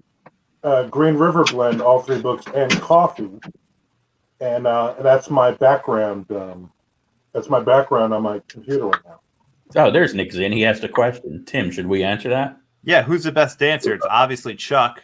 Yeah, Chuck. I mean, without a doubt. I have Obviously. total white guy moves, and I have a dad bod, so it's horrible. Nobody wants to see it.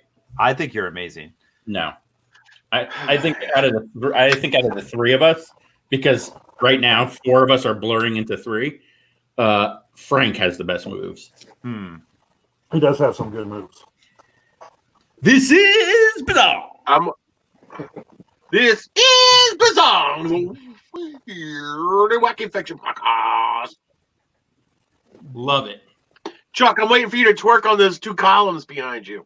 I'm not working tonight. You would have to pay Todd Kiesling for that video, or potentially thousands of dollars. Tom Duffy wants to know Dirty Deeds 9 when. I'm about halfway done with it right now. I'm just finishing up the my next Severed Crest novella called "The Sea Was Angry," and once that should be done in the next week or so, then I will probably finish Dirty Deeds in July, and you probably can expect that at the end of August or into September. Tom, the sea was angry that day, my friends.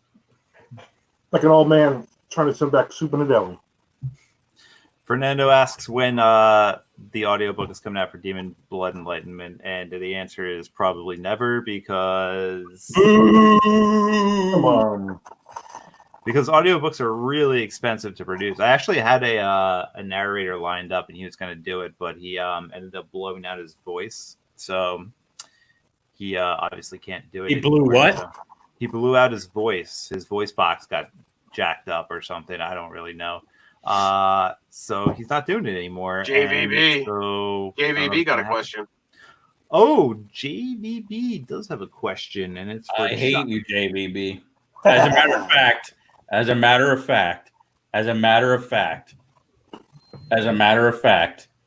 I was writing it today. So Whoa. Armand yelled at me I did. this week as we recorded our 200th episode of the Mondo Method podcast. He yelled at me for infringing upon my obligations, and I couldn't deny it. I had started it back in February. I had just fallen off, and I can't make any excuses for it. Chapter 1, or the beginning part of Chapter 1, will be ready for July 1st. Wow. Nice. Wow. Finally. So I'm You've sorry. been working on this for like years, though. No. I've been conceptualizing it for You've been years. talking about it. I mean, for since as long as I've known you, you've been talking about it. So that's like a long time. Oh my God, I almost threw up. Yeah. Yeah. The whole way. I've been conceptualizing it and making notes and planning it for about 3 years. I started writing it in February, or I shouldn't say writing it, outlining it, writing a couple of scene ideas and stuff, and then I came up with the character names and their motivations about a month ago. And anyway, July 1st. You will have it, JVB. And I love you, man. I love you, man. Oh boy. Any other questions out there? We'll answer them. Everybody's busting my balls. Everybody wants it, baby. Everybody wants it. Write it, motherfucker. I know. I'm lazy. I'm fat and lazy. What do you We want? did the from same me? thing with Frank. Frank, when you can combine cats and Bitcoin, and he finally did it. He finally did it. When's Bitcoin coming out? That's the sequel. I'm waiting for Dogcoin. Dogcoin. Same Who wants thing, it? he just- Who wants he it? just changes. I will Who have wants to it? say, I wants it. talking about Frank, I read Scatterbrain about a month ago. Right. Fucking hilarious. Frank's a funny motherfucker. He is really funny. If you like Shaun of the Dead and like that kind of like humorous horror, and Dale versus the Twinkie or whatever the fuck that thing is called, you will like Mr. Frank's stuff. I mean, Tucker and Dale. yeah, whatever. There's evil. Those two. It's dark, but it's humorous. Scatterbrain, I actually had real LOL moments where I put the book down and I was cracking up on my bed when I was reading it. So, very good Scatterbrain. I got to read Catcoin. I have it. I haven't read it yet, but Scatterbrain was friggin' hilarious. Me too. Alexander Bailey asks if I have any new projects that I'm working on that I can talk about, and yes, I can. So the latest thing I'm working on is a collaboration with my buddy Chad Lutsky. We're pretty much done with it. We're working on like the second final draft right now, so I don't know when it's coming out. I don't have a date of when it's going to be done. Or when it's going to be published, but that's like the current project that I'm working on, and I'm pretty excited about that. Let's see. Unsupervised Podcast asks, what type of books do you all enjoy reading that everyone would be surprised by? Oh, that's a good question. I don't have an answer. I don't know. I have an answer. I read a lot of different stuff, so I mean, I don't know what people would be surprised by. Like, I like classic lit. I don't know if that would surprise anybody, though. I like reading food-based nonfiction books, though I haven't done so in a while. Really?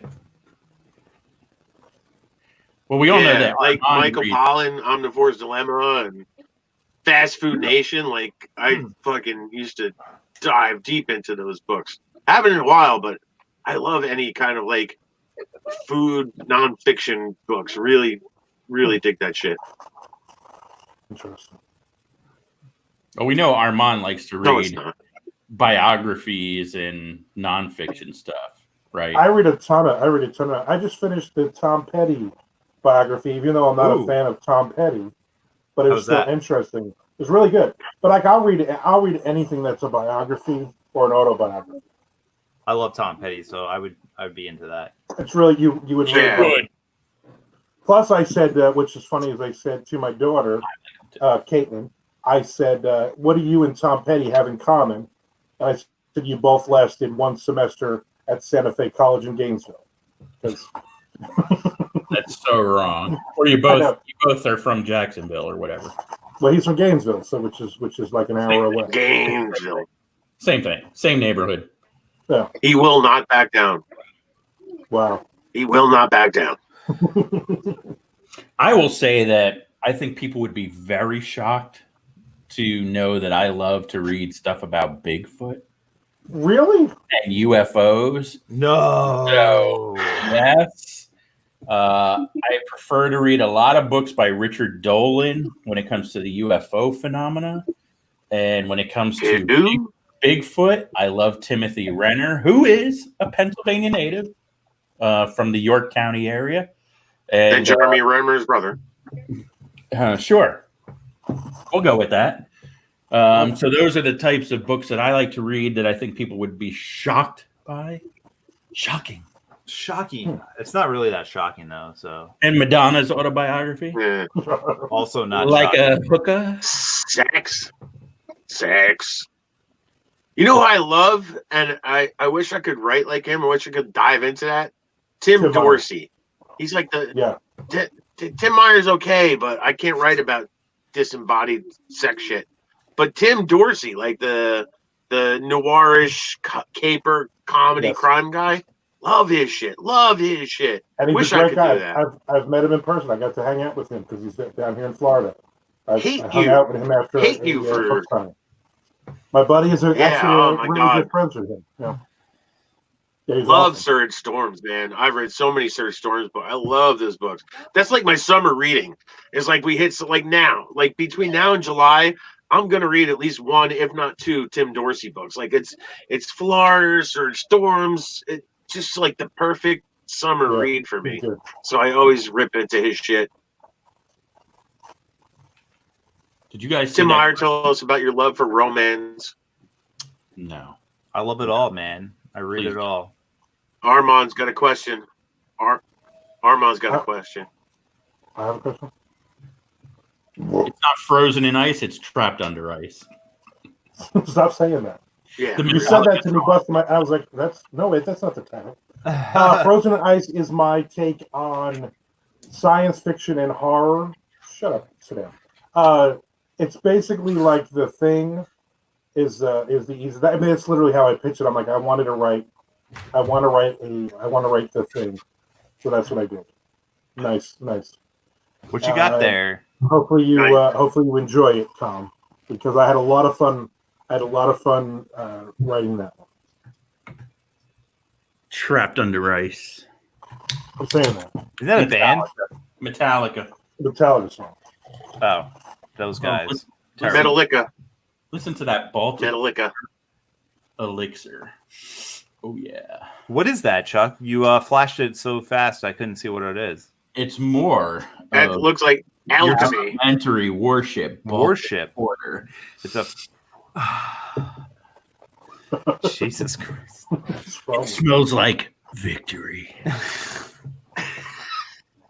Look at the head on that, huh? The last time you had a head on that was Oh, listen, that's a dirty fucking head. Yeah, that's a lot of head. That dude. is a You didn't pour that right, I don't think. Jesus. You did not pour that. You did not 45 pour that degrees, right. baby. perfectly. Yeah, 45 you gotta go on an degrees. angle. You don't get. That's why you get a little. Yeah. Mm. 45 till 3/4, then you just start tipping it up. You Yeah. get yourself a fucking half-inch head on that motherfucker. 45 is the number of degrees that I enter you at, Mr. Frank. I don't know what that fucking means. Do we have a guest or a question, Tim? Because this is really going off the rails. I think I died. Who's next? It's 7:47. Did we miss somebody? Anybody in the green room? No. I mean, they're supposed to be, but no. So I don't know. Oh, I don't know what's no. happening. I don't know. Who's supposed to be in the green room? Oh my God! Spellbound. Spellbound's supposed to be here. Do we have any I think we have questions, though. We're drinking your We beer. do? Chad Lutsky has a question. Does he? 741, yeah. Very We- important question. Oh yeah. Hmm. Because then if they didn't have stripes, they'd be horses.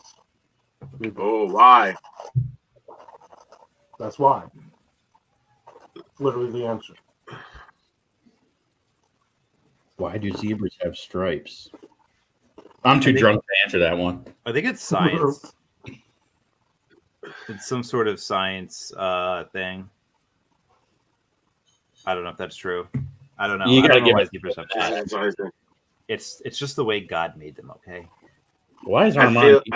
feel like we're being set up. Armand's eating peanuts. I'll be eating Bar nuts. What is So California mix. bar nuts? What the hell? I had to Tom- order this shit online. What's going on? Tom Duffy asks, Tom Duffy. This guy's all what over the place kind tonight. of human blood do you use to get your hair so spectacular? I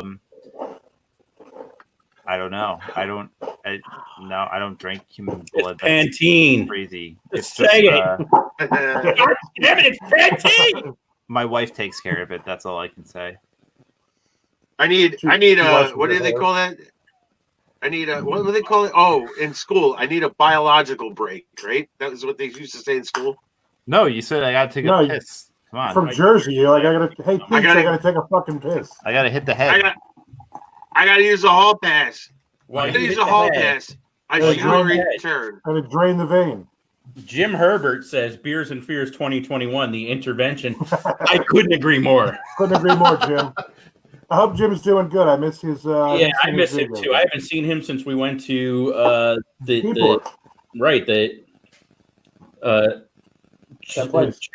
Joe's Cafe. Oh my God! Like yeah, that was a good night. We didn't sell a ton of books, but we Espresso Joe's Cafe in Keyport, and we hung out with Jim Herbert. By the way, Jim Herbert's animations are friggin' hilarious. Follow him on Twitter and everything, and you will laugh your ass off. I haven't seen it in a while. Does he still do them? He still does them, but I can't really say because I try to avoid social media at all costs. But yeah, my father actually met him at Espresso Joe's in Keyport, and he was like, who was that guy who was like really good? My dad loved him because he read all the same books as my dad. So of course my dad, he's smart because he reads the same shit I do. I'm smart, so he's smart. But Jim Herbert is great and definitely a friend of Armand and I. So I'm glad we got to meet him. Yeah, he was cool. Yes, we do need an intervention in 2021, but not today, folks. This is 2020, Jim. I will lower it. I'm sorry. I will keep it down. You don't need right. I'm getting signals off camera. Go from here down to here. Go. Yeah, I got it. You better listen to her. I know I'm embarrassing the family. You better listen to her. Everybody knows that I'm an asshole. I sent my family to bingo tonight, so I'm good. Anyway, that's a bad pour, Chuck. You know what, JC? Next time I decide to infringe upon your hospitality, I'll let you know what's a bad pour. Oh, my Lord. Good night, Billy Halpin. Bye, Billy. Don't forget to message me. Read Billy Halpin stuff, too. I can't wait for the sequel to his first novel, which was... We both blurbed it. Blurbed it. Yeah. And he gave us really cool Cthulhu toys, which was awesome, which I look at when I write, especially when we do Keyport Cthulhu. So. Yeah. Speaking of Keyport Cthulhu, JC Walsh asks, what can we expect from a third Keyport Cthulhu if there is one? Ooh. JC Walsh, never heard of her. Actually, you know what? I'll answer this one. So I have envisioned, and I haven't shared it with Armand yet. Well, I sort of have, but not in all its glory. A more sci-fi take or futuristic take of the little town of Keyport. I see him nodding his head, and you know what? I could walk away from this fucking project. I don't care. I mean, I don't need this crap. I got people lined up behind you for it. But yeah, I think the idea is to take Tim. No, I think the idea is to take what we've done and take it to the next level. So we'll see. I have yet to pitch my idea to Armand, but Keyport 3. I think the plan is to have it done this year. Is that right, Armand? Yeah. Unfortunately, one of the ideas was going to be at the beginning of this year for me and you to write it, so we would have it for this weekend for this tour. But when that didn't happen, then we're kind of pushing it off, and I have a ton of projects that are due. So yeah, you're only collaborating with like everybody except for me. I'm only collaborating with 3 other people right now. So fuck all those other authors. You all suck because you're collaborating.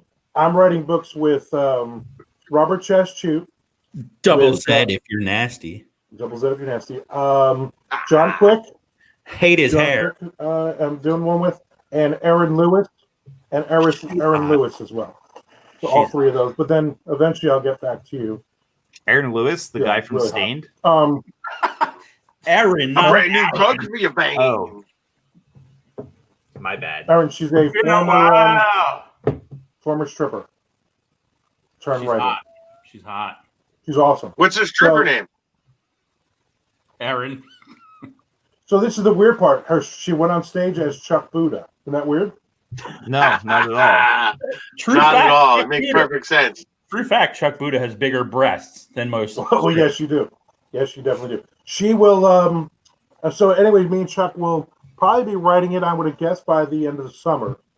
Once Chuck gets his Viking black metal shit together. And his life together. My life will never be together, but the black metal Viking shit will be out July 1st. If you want to read it, go to Patreon, and if you don't want to read it, suck it.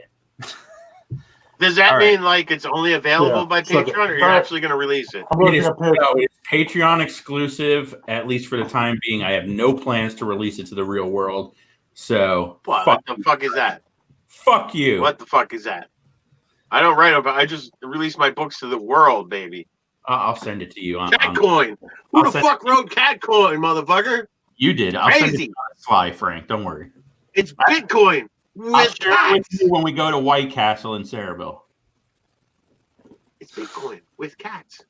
Who wants this? Genius. I Who want wants it? Who wants Are it? you gonna do a wants it? giveaway? Are you doing a giveaway? I'm Is that gonna what give you're this trying away. to do? Are you I'm trying to do a giveaway right now?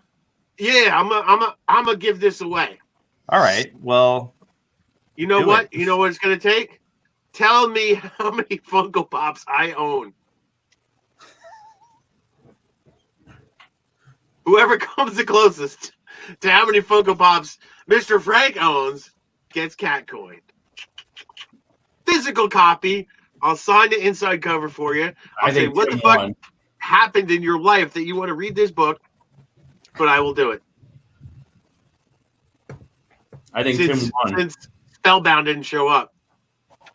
Yeah, I I'm don't drinking know. their beer. I gave them money, drinking their beer out of their glass, and they can't show up. They're I'm a little probably, disappointed. they're probably selling tons of beer right now, which is why they could make it. Fuck them. They probably also watched the first 2 hours and they were like, "I don't want to be a part of this," and then just didn't Can't show blame up. Can't blame Why? them. I can't It's blame been them. brilliant. I can't blame them. It's been brilliant. I Can't know. blame- Chuck hasn't twerked not a once. It's coming. What beer is Chuck? Oh, we answered that already. Did we? Remember when we shaved off Chuck's beard for charity? Oh, Worst yeah. day of my life. So, Frank, let's give people. I have a video of that. Let's give people 5 minutes to guess how many Funko Pops you have. Yeah. And Yeah. I'll go Negative with, one is pretty close. I'll go with whoever answered it first. So when you give us the number, I'll go Okay. back and see Somebody, who- I'll say somebody hit it on the nose so far. I'll tell I'm you sure that they somebody's did. got it on the nose. I'm sure they did. Yeah. I think me and Shia bought like 5 of them so far. No, you have not. Only one, What's I your- think, comes from you. Kiss one? Oh, we bought you Yeah. Ace, right? You got me an Ace Frehley Funko. So this No. one, At least one Funko. You know, it's at least so- one. I have at least And one where- Funko. Where did Armand and Chuck see Ace Frehley at the same time? Back in What the hell is that? You're drunk. 1990 / Birch Hill. Fuck! Birch Hill nightclub. Yeah, I saw. That's the only place go that to Ace Birch played Hill. in 1991. I was front row when he spit out his gum in between songs. It hit me in the hair, and I had like. Did he go? Pretty weird. Did he say, "Hey, old bridge, where's the new bridge?" Ah!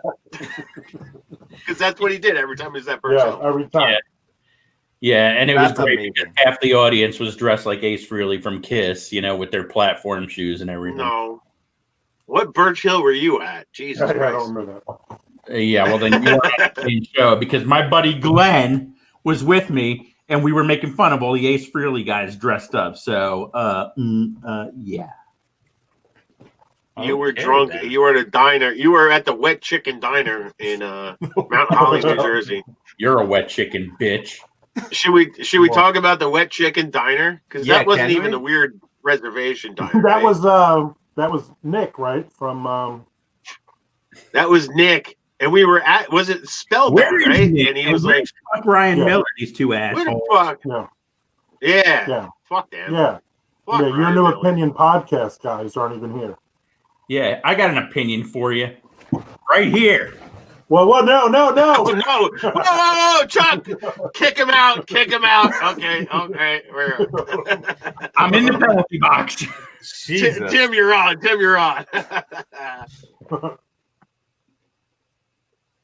I don't know. Okay, awkward silence. Way to fuck it up, The Chuck. wet chick. We always, after every Beers and Fears, we hit the diner, right? That's the tradition. It's almost like the most. Chuck's out. Chuck's in timeout. Chuck's in timeout. Chuck's in timeout. Oh no! So after every Beers and Fears, we head to the diner afterwards. That's like a tradition. You have to, right. Special guest invitation. Like you got, it's all hush hush and where we're going, everything. Yeah, because we never tell everybody. Right. So Nick and Ryan from Unsupervised were, it had to been spellbound if memory serves me correct. They were like two diners close, and they're like, I don't care, just as long as you don't go to the wet chicken diner. Like, what the fuck is the wet chicken diner? And wet chicken. So we wound up at the diner.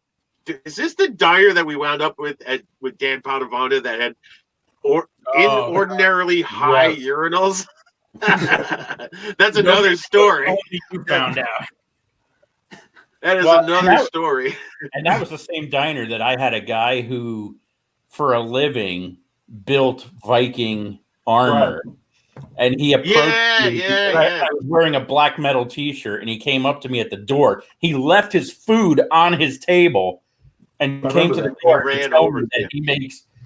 I made Curry King cod piece. You want to smell his balls? And then he gave me his business card, and I was like, dude, I'm just like some punk author from New Jersey who likes black metal, but this is cool. Yeah, that was funny. Why don't you tell that story, Frank? Because that was a disturbing story. Which one? The high urinals.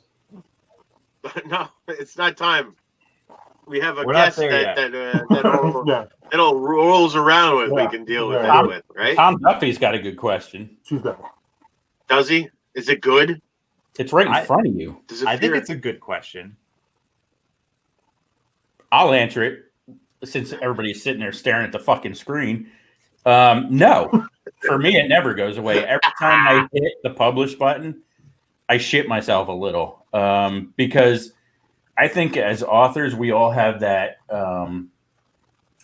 that feeling that we're not good enough, and that there could be more that we could put into the story, but you just reach a point where you've just had it. You've done all you can do with the rewrites and everything else, and so you just put it out there. If you wanted it to be perfect, you'd probably write it for 50 years. But I never stopped getting the fear of putting everything. I get nervous every time. As a matter of fact, I was nervous as hell just to get on this damn thing. So what do you guys think? I agree, man. I'm never nervous. Go ahead, Tim. Oh, no, you go ahead, Frank. You go ahead. All right. I said I'm never nervous because I put out a thing called Catcoin. Like, if I'm not nervous about this, I ain't nervous about shit, right? So, but anyway, like, I'm never nervous about it. But if I find it funny, Chuck's always talking about, to hit the publish button, I'm always scared. But you put out, like, way more than me, Chuck. And you've done all the pre-order things and thrown them up. And it does seem like you're ever nervous about it, the way you display your publishing prowess. So it's funny to me that you're always scared of. I never have any anticipation about hitting publish on any book. Like once I'm at that point, like, no, I know I'm good. And like, here we go. Like Catcoin, here comes the world, baby. Look out. Yeah, and then three people are like, I'll take that. There's always a piece of you in the writing, though, isn't there? So even if you're writing something that's fictional, on some layer, it's something in your brain. It's personal. It's a character. It's a scene. It's something that's coming from you. And so it's very scary because you're putting it out there for the world to judge or to comment on. I mean, yeah, I've published 20 books. I still crap myself every time I publish one. I'm sorry. I'm a scaredy cat. We should. I love Gusher Sears. I fucking love that. And we always make fun of Chuck, and we've seen it, at conventions where people come up and they're looking at the Gusher Series. It's got a very attractive cover to it, and they want to know what it's about. And he's like, "Oh, you don't want that. There's a lot of sex in that. You don't want that, And as soon as like you don't want that, there's a lot of sex in it. They're like, "No, I don't. I do want that. I want it more now. I want it extra because there's sex in it. You don't want to give it to me. I want it. I want all the sex that you don't want me to have." And you're anti-selling yourself. You still do it to this day. But like to think that you're nervous about that, I could see that. Like that was some extreme shit. But I mean, is it an embarrassment thing? Is it? What is it? What is your? I don't experience that when I hit the publish button. I don't experience it. So what is it? What is it you're worried about hitting that publish button? It's just people knowing or thinking that they know who I am. About spermy kisses. There's a lot of demons in this skull. Chuck, I think you make a good point because like it.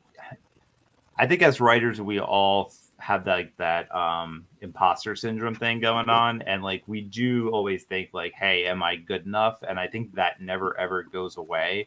So I can totally see like every time you press the publish button that you get a little nervous. I mean, I do too. Like anytime I have a new book comes out, like I don't know how people are going to react to it. There's like that there's just like that unknown thing out there that you don't know how to deal with. I see it. And you do need campers. What about Armand? Armand has over 250 releases at this point, but he fails to up his numbers.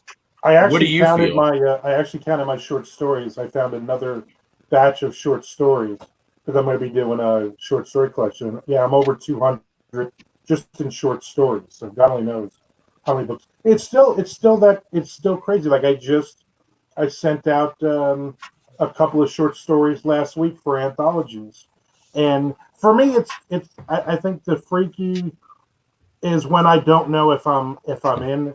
I don't have a problem when I finish a book; it's done. I'm already writing 4 other things or 5 other things at the same time, and it's already. I know it's going to do. Hopefully, it'll do decent enough that I'll keep doing. It's when I have to do like a short story or something, or send a book to a publisher, and I don't have the contract in front of me. That's always freaks me out. Like, is this the best that this short story or this book can possibly be? And so it doesn't. That I don't think that's ever going to go away for any of us. I mean, like Tim, scary. No, but Tim hit that nail on the head. I mean, it's imposter syndrome.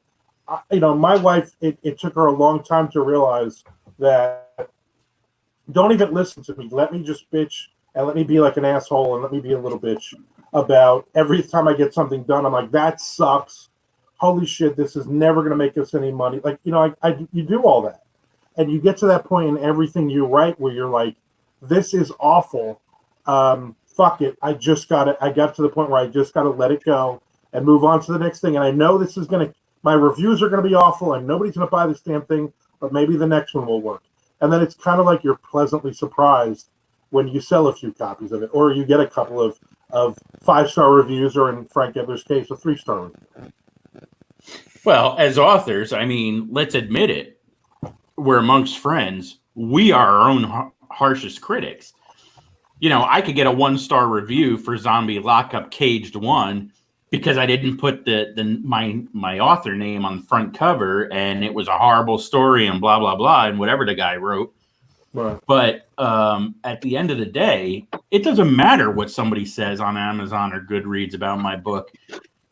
I'm always going to be my harshest critic. I'm always going to think that the story could be better, or that the characterization could have been deeper, or that the plot had a hole in it.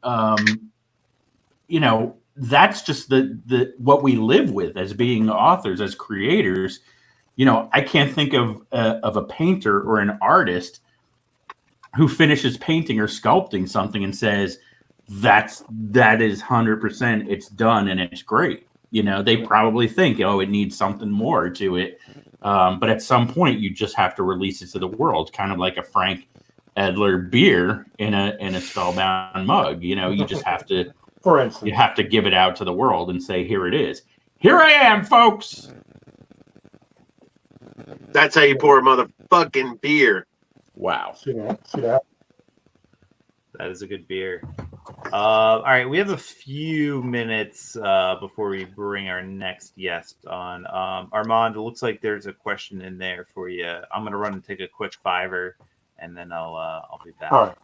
So Alexander Bailey, also known as Alex from Iowa, says, Armand, that's me, you're known to mentor people, and they appreciate everything you do for them. Why do you do this when you're an extremely busy person? I'm a sucker for no. I believe in karma. I don't believe in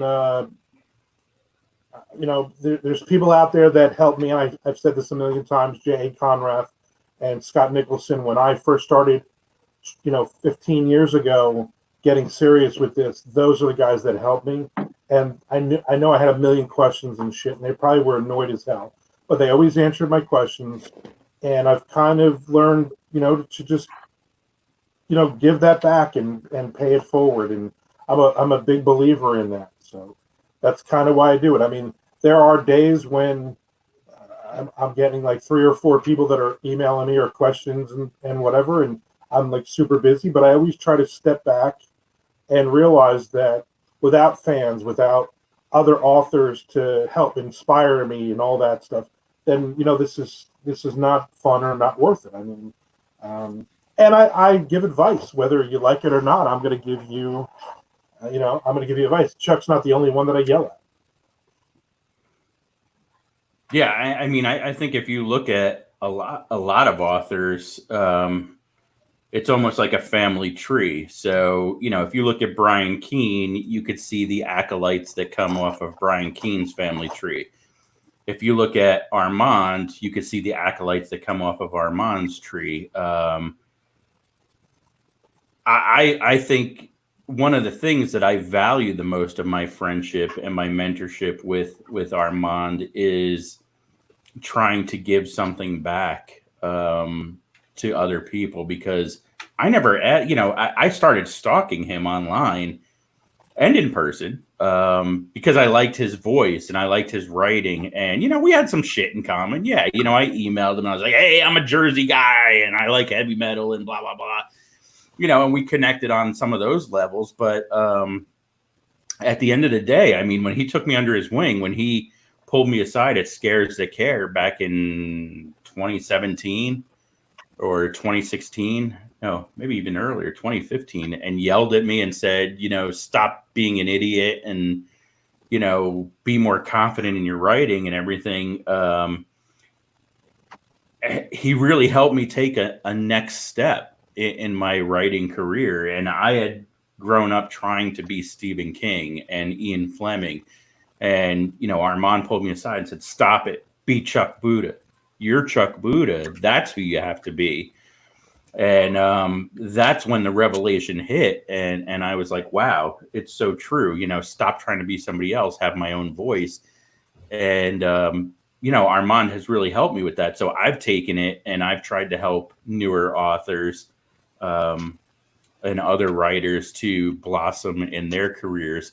I'm not as forceful or as in front of them as Armand is, but that's one of my goals for this year is to push those people a little bit more and be more of the, I guess, outspoken leader for them. So, well, that's kind of my style. I mean, from the beginning, if I don't like something you're doing, I'm going to tell you. I'm going to yell at you. I don't think there's anybody that I have worked with, that I have mentored, that I have answered questions that I haven't at some point yelled at, and basically just said, stop, stop with the editing. Just release the fucking book, or stop being a little bitch and just get off the phone and start writing. I mean, and that's kind of what you need, but I need that. I get that from my wife. I mean, I honestly, I'll be complaining or whatever, and at some point it gets to the point of where she says, half joking, so you want to just go back into retail management? Fuck this. You want to go get a real job? But I'm like, no. I'll get my shit together. But I enjoy it too. I enjoy talking to you, Chuck, doing the Mondo Method podcast. I enjoy talking to other authors out there because it excites me. It's talking shop. It's maybe I'm also learning something at the same time, or something that I've forgotten about publishing or about writing or whatever. So I love it. Well, I think we're all in the same. We're all in the same place, just maybe at different points in our career. So many of us, you know, if you follow along on social media, it's all about tearing people apart and one-upsmanship, and it's really sad. And it's not just, you know, you see it everywhere. It's not just authors.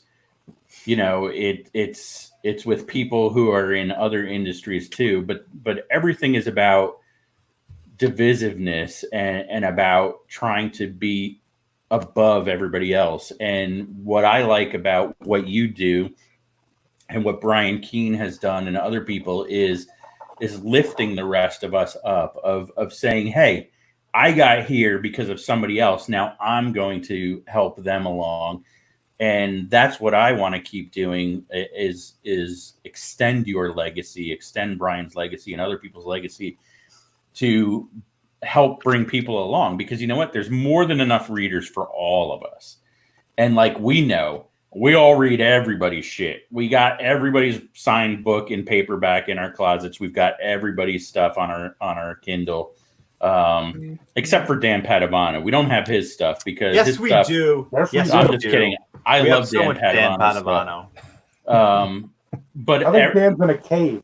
I think Dan's in a dark cave. I am. Dan is the light I'm in the to dungeon my right darkness. He's in the dungeon. Dan, welcome to the show, man. Thanks It for is so stopping good by. to see Dan. So good. So Thank good you to see for letting me be here. I really appreciate it. Oh, no problem, man. You catch Bigfoot yet there, Chuck? Not yet, but not for lack of trying. That's for sure. He's an elusive pal. I just started been up tonight. I just started the 7th book of Dan's Scarlet Bell series, and I could probably read them all in one night, but it's like such. I love the characters, so I do like one Dan book, then I do a Rachel Kane, then I do a Dawn Lee McKenna, and then I read another book, and then I go back to Dan. So I'm almost done with the series. I'm hoping there's going to be more Dan, and then I'm going to get into your next series as well, and I'm going to probably do the same thing because I was a fan of yours, but some of your horror, let's be honest, like you guys love, it was a little more extreme than I'm used to. So when you went into like serial killers and crime thrillers and stuff, I loved it. I'm a huge fan. Thank you very much. And just being mentioned in the same breath as those two authors, were two of my very favorites, is a real thrill for me. I'm reading a Rachel Kane novel right now, and I'm also reading a T.R. Reagan novel. And I just finished Dean Kootz's Devoted, and I've been horror and thriller left and right, you know, day after day. So it's so many great books out there, and it's just hard to keep up, but it's wonderful. I've got Kindle Unlimited, so I'm just constantly reading. I definitely recommend that to everybody out there too. If you want to read a lot of books for one flat price, I never went back. I mean, I'm saving so much money with Kindle Unlimited, and I mean, you know, almost all my favorite authors are on Kindle Unlimited, so it's just great. I can just keep reading. Now, I haven't read any of Dan's thrillers yet, but I've read a lot of his horror books, and I love Dan's voice. You know, kind of like Armand, he's got a distinct voice, something that draws you in, almost like the voice is an extra character or something more personal in the story. But Dan, what do you think, or how do you feel the transition as you've gone from strictly extreme horror and horror stories to more of a thriller bent? Even though your horror stories were thriller-ish, kind of like ours too, was it that much of a leap to go into more of a thriller type story plot? No, it really wasn't. In fact, one of the recent books I wrote, I think maybe a year and a half, 2 years ago, Severity, which has been since renamed Her Shallow Grave, was pretty much a psychological thriller. It was along the lines of like a Thomas Harris novel. I marketed it inappropriately. I gave it a horror name. I gave it a horror cover. marketed as horror, and I killed it. I killed it right out of the gate because the wrong people were reading it. But since I changed up the name, sales have kind of picked up. People kind of recognize what it is now. I even think that the Dark Vanishing series was kind of thriller-esque in a way. It was such a mixed bag of stuff in there, some adventures, some fantasy, some horror. But I think overall it was more thriller than anything else. So I kind of had an inkling to write thrillers anyway. So when I decided to make the transition, it was kind of a case where I needed to combine, what do I like to write with what is selling well.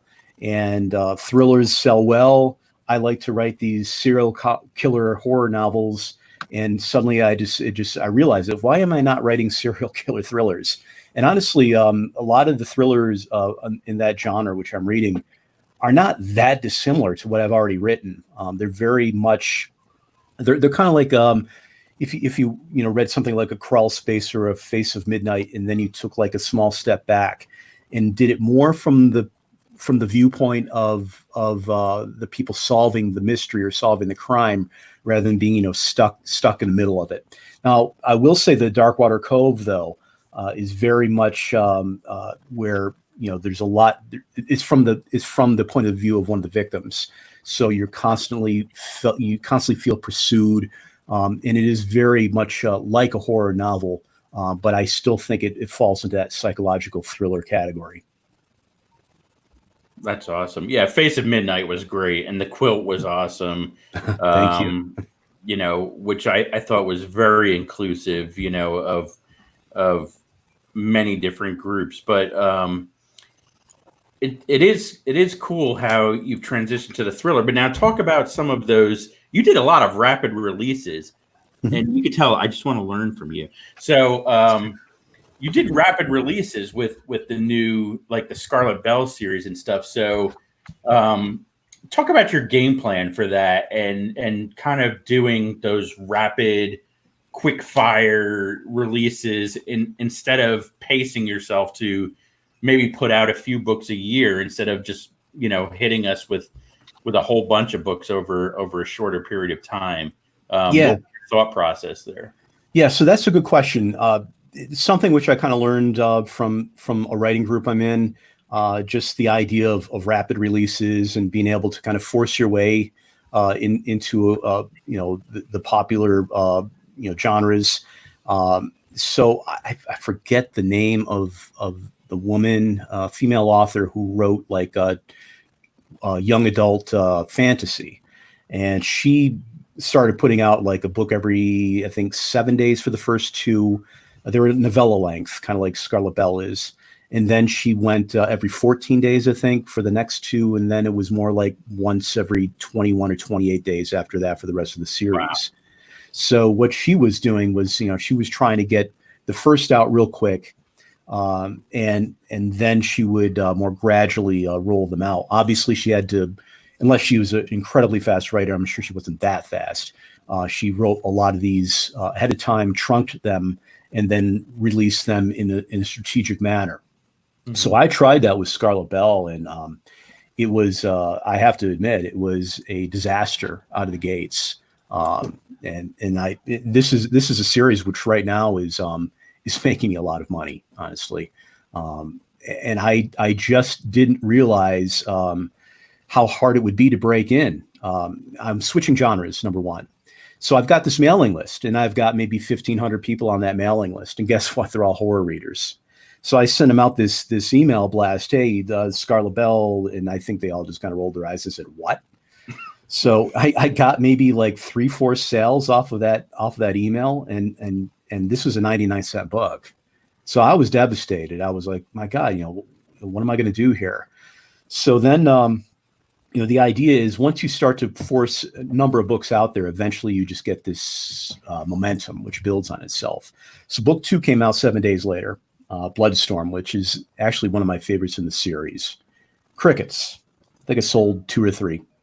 And this one was full price at $2.99. Good price for I bought it. Oh, thank you, man. So, all right. So I sold 1 or 2 after Chuck. I haven't Me and read Chuck it were yet, your two. so Oh, okay.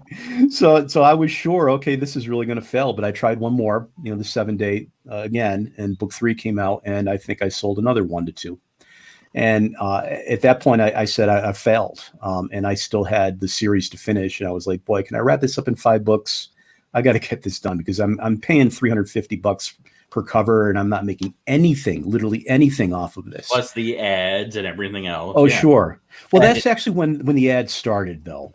I started to roll out the Amazon ads, and now I had a little bit of, I had at least some ideas. Okay, only a few people bought this book, but I see that they're also buying books 2 and 3 because the read through is pretty good on them.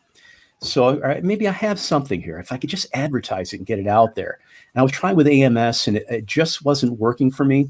And I'd never had any type of success at all with Facebook ads, and I really to this day still struggle mightily with those. But I put one out, and I decided I'm going to try something a little bit different this time. I'm not going to try to market it to an author, an author's fans. I'm going to try to market it to something different. So I said,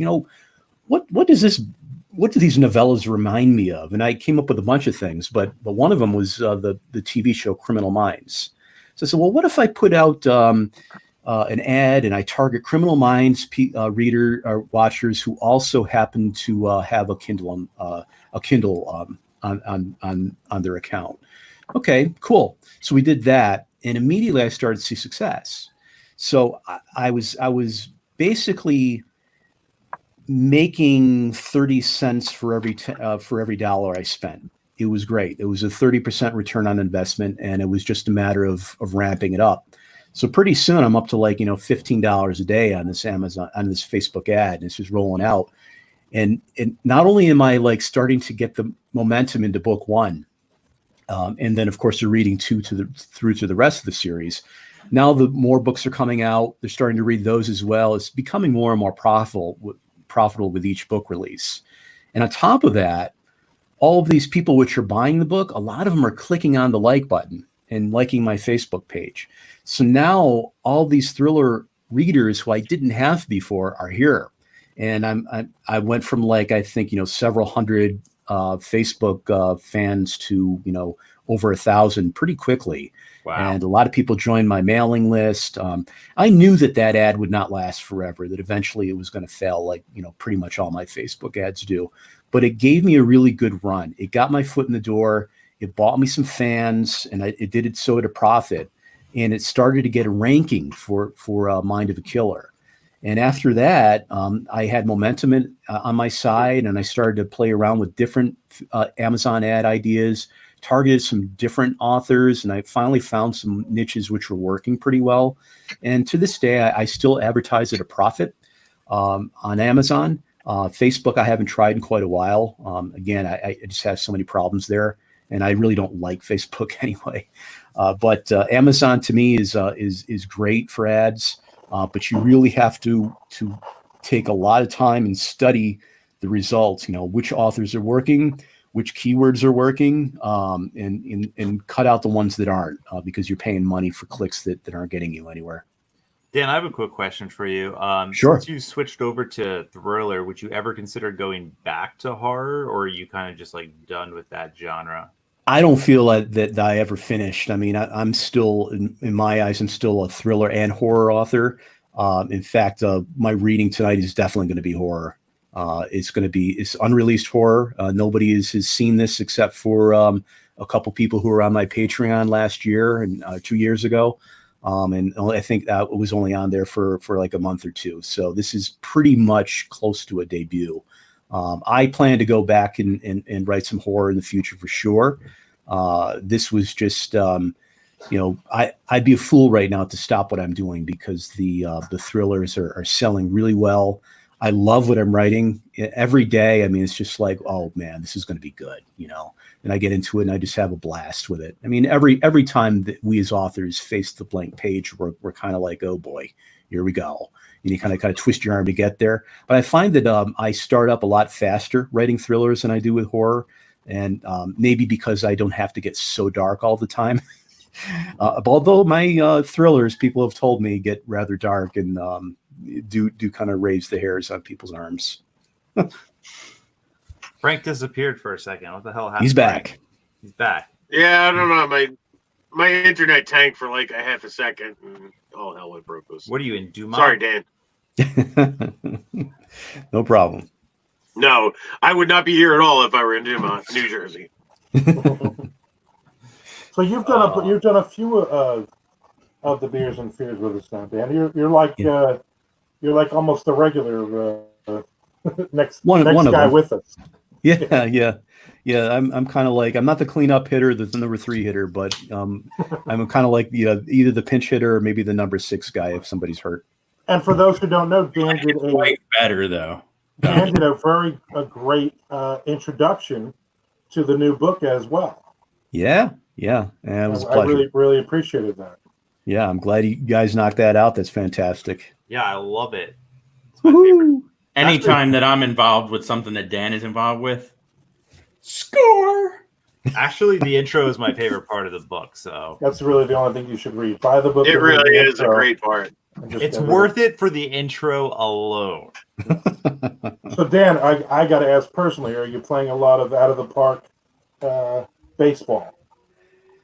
Up and down. I'll go through weeks where I play it like 3-4 hours a day, and then it's like a month and I don't play it. It's probably been a month since I've last played it, and I've got 2 different fictional leagues going right now, and one team I've got is so great that it's almost boring. Like I'm winning 75% of my games, and then I've got another team which is like dregs of society, but I'm bringing them up fast, and they got all this exciting young talent, so they're kind of fun to play with. But yeah, I can't get enough of out of the park baseball, and I used to especially love now with playing that game. no real baseball. I have to have something. That was like one of my favorite games to play. Love it. I as soon as 21 came out, Yeah. I jumped on and I've been playing probably nonstop every day. I play at least what I started with the 1975 Red Sox, and I'm playing. Sorry. I think I'm into the Well, they had a good team back then. They just couldn't win shit. Yeah. And then the fictional stuff and the perfect team and everything else. I mean, I love that game. Was it 75 or 76? Was that the year the where, Reds were the? Yeah. Big Red Machine. Yeah. Carlton 75, is going like this, and Yeah. the ball's going the other 75, way. All right. That's awesome. Yeah. Then you also have the Cincinnati Reds with like Johnny Bench and shit. Like 75 was around then too. Joe Ken Moore, Griffey. David Red- Rhodes. The Red versus the Red. Yeah. Mm-hmm. Yeah, they had a phenomenal Good times. Concepcion. Yeah. Long before the days of out of the park, actually long before the days of computers. I used to play a game called Status Pro. It was a fast action card game where you would just have all the player cards in front of you, and then eventually, graduated to Stratomatic and APBA, and I mean, friends and I had leagues, but the most fun was me just playing solitaire and just kind of imagining the play-by-play announcer in my head and seeing the players on the field. I really think that it brought out a lot of creativity, in me when I was young, and I didn't have home life was a little bit strange for me, and I tend to kind of hide in my room a lot, and it was neat to have things like that to escape into. Dan, there's a question in the comments from JC Walsh. She says, how would you handle the Friday the 13th series if you were to do a novel version of the franchise? Okay. Interesting. Yeah. What I would do would be probably pretty repetitive, but I think that every book would be pretty much like the first 2 movies. 4 is pretty good as well. 3 is kind of like a jokey thing with just special effects for 3D and eyeballs flying at the screen and things like that. I love it though. I mean, it's fun. It's great fun. But the first 2 are honestly really creepy horror movies and pretty good on their own right. I don't think that my Jason would ever lose the mask or the hood. I really love the hood. And I think that I would probably keep that going. At some point, though, you get to the point where it's like, all right, why haven't the police caught this guy? I know we're having, like riots and everything now, but I mean, That's real incompetence right there. I mean, Yeah, year yeah. after year, he murders all these kids at this sleepaway camp, and nobody does anything about it. So, I mean, the only person who knew was it, what was his name? The Doom guy. We're all doomed. What was his name? Crazy Al or something like that. I can't think of his name. Crazy Frank Edler. No, It was really Frank Edler. So do you have a reading, Dan? It sounded like you were going to read something. Absolutely. I got a reading if you guys are interested. I know we were supposed to have Belford come on at 8:30, but I don't know. Armand, what do you think? You want to? I mean, if they're not in the green room, We ready could to get go, 6. I mean, we could let Dan We take can have over. 6 at once. then I have no problem with letting Dan read. All right, Okay. Dan, you want to do like Yeah, do let it. Dan read. We can can take still a have a break. 6 then here. yeah. Okay, cool. Yeah. I can definitely Yes. give you something. So we'll take a break, like a 10-minute or 10-15 minutes. Is that 10 minutes good, Dan? Yeah, about 10 to 15 minutes. All right, awesome. Yeah, we'll hang out and we'll give you the floor, and the rest of us will take a quick break. Cool, man. All right, All man. right. Awesome. I'll try not to break anything while I'm in here. Don't break anything, please. Okay. Yeah. I hope everything's nailed down because I take stuff Armand's sometimes. the only one who breaks things on these tours, by the way. So you're probably Truth. good. All right, man. It's all Okay. yours. All right. So everybody, this is pretty much a horror debut for me. This is a short, and it's called "What's Eating Betsy." When the Cranston girls stumbled into the corner store, reeking of an odd, meaty scent like tainted bologna, and rattling on about the ghastly amounts of food her parents were consuming, Artie Costa knew something was wrong. A moment earlier, the door had jingled, and a miniature version of the mummy had shuffled inside. Though the door was open only a few seconds, the frozen claws of winter groped into the cozy store in a whirl of white. It wasn't until the girl shook free of the snow and unfurled her scarf that Artie recognized the girl as Harold and Betsy Cranston's daughter, Melinda. "Good gracious," Artie said, peering over Melinda's shoulder for her parents. "Don't tell me you walked here in the storm." "Kids," said Clint, shaking his head. "You'll catch pneumonia. Then you'll be sorry."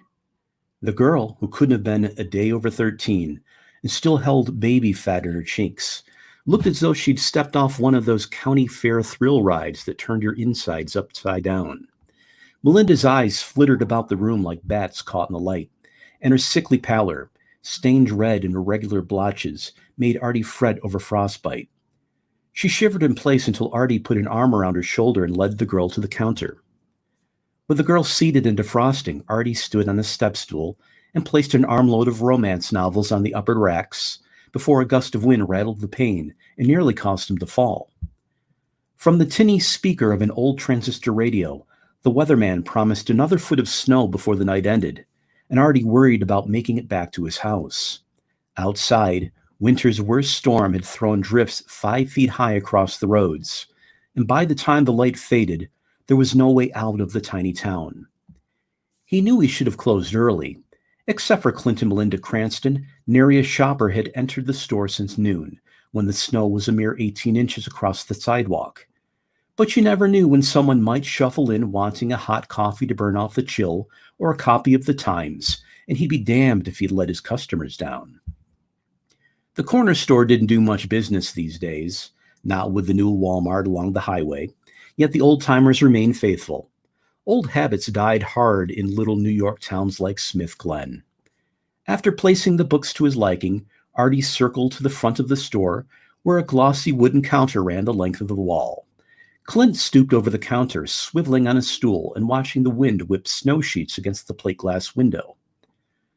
"Looks like you're stuck with me," Clint said, moisture beads gathering along his half-finished Coke bottle. Like Artie, Clint lived 2 blocks from the center of town and would need to walk home. "When you reckon the plow will come around again?" Artie shrugged and polished a clean glass. "We've seen the last of them for the evening. I figure they won't come by until it lets up." "Shit. You telling me with all the taxes I pay, they can't clear the streets?" Artie stifled a groan. Clint was always harping about taxes and how the government stole from the hardworking Americans and funneled it to the illegals. $2,000 I paid the town last month, and that ain't counting the school taxes. You'd think they've paved the streets in gold with the money we pay. Turning back to the girl, Artie said, a few minutes inside and you'll thaw out. I don't suppose a milkshake would suit you now. How about a nice mug of hot chocolate or a bowl of soup? My treat. When the girl started crying, Clint coughed into his hand, cleared his throat, and studied the contents of his wallet. After a long moment, she finished. Why don't you tell me what's the matter? The girl didn't reply. Artie saw her lips trying to form words and heard a moan inside the girl's chest, as though her pipes had frozen shut. The words burst forth with such overwrought fervor that Clint leaned back on his stool, wide-eyed, and Artie fumbled the mug and caught it between his knees before it smashed against the floor. Oh, please, you have to help them. They're sick, really sick, and they're getting worse and dying. Oh, please, Mr. Costa, I don't know what to do. Oh, please help them. I don't want them to die. Now, Artie rounded the bar and sat beside Melinda, and the girl leaned her full weight against him and dripped great gulping sobs onto his shoulder. Slow down and tell me what happened. Who's sick? She sat up and hitched, hiccuped twice as gray snot trailed out one nostril. He dabbed it away with a napkin and brushed the soggy, ice-crusted hair off her face. Melinda's chest rose and fell. Breathing became less agitated. Another tiny hiccup, then she grabbed a second napkin and blew her nose. That's better, isn't it? She nodded. Let's try this again. It's my ma and pa. Something is wrong with them, like they're sick. They got the flu? It's an awful strain this year. No, it's not the flu, said Melinda. Artie caught Clint's eye. The man nodded and waddled behind the bar, where he retrieved a glass bowl and spoons vegetable soup into the basin. Well, how can you be sure? Because when people get sick, they lose their appetites, right? But they're still eating. In fact, they're hungry all the time, but it's not a normal hungry. It's a bad hungry. Like there's a hole in their stomachs and they can't never, ever eat enough. Clint shared an ironic grin with Artie. Harold and Betsy Cranston were both on the wrong side of 250 pounds. Artie shook his head and the smirk vanished. No coughing or sneezing? No, sir. You're right. That doesn't sound like the flu. Tell me more about this bad hungry. Like last night, before the storm started, it was pizza night. We buy sheet pizzas from Giovanni's, like Ma and Pa were extra hungry. And they said they'd be extra hungry a lot lately. But this was different, like a pained hungry. So Pa came home with 3 sheet pizzas, wings, and breadsticks. And I don't even understand how 2 people could eat that much, where Pa got the money from, because payday until next Friday. Anyhow, I'd already eaten at Laura's house, and I didn't want none. But once you smell all that sauce, you got to have a piece, you know? So when I walked in the kitchen, all 3 sheets were gone. No crust, no cheese or pepperoni pieces. Just crumbs left behind. And Ma leaned over the box, lapping up the crumbs.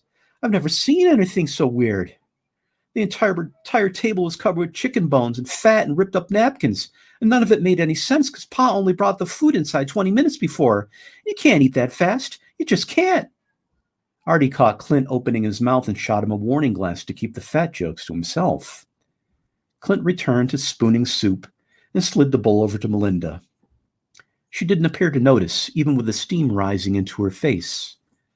Had a mongrel dog once that wouldn't stop eating, Clint said, wiping the counter of the soup he'd spilled and casting a weary eye toward the windows, now dark. They couldn't see the streetlights, not with the blizzard whipping into a frenzy. Feed him dinner, and half-hour later he'd be whining and begging for more. Tapeworm, the doctor said. Damn thing ate him up from the inside. Dog was never right after that. Didn't last more than another 6 months. That sound right to you, Clint?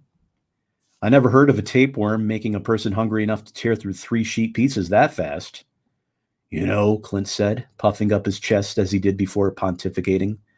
A doctor once pulled a 100-foot worm out of a man. You think about that, Artie. 100 feet. That's long enough to stretch across your whole living room, up the walls, over the ceiling, and down again. Now, how much do you suppose something that big can eat? Artie swallowed the revulsion gurgling up his throat. Not in front of the kid, he hissed, and cocked an eyebrow at Melinda, who slurped the soup as if she'd suddenly discovered it. Worms, Artie waved the theory away. Besides, how do you explain something that huge getting inside a man without him knowing? Rotten meat. Your pa gets his meat from Harmon's? The girl nodded. Charlie Harmon had enough health code violations to warrant closing the butcher shop, but somehow he kept the place open, due to his brother-in-law being the mayor. Mark my words, Artie. Harold brought home some infected meat, probably ate it rare like he always does. The color had come back into Melinda's cheeks.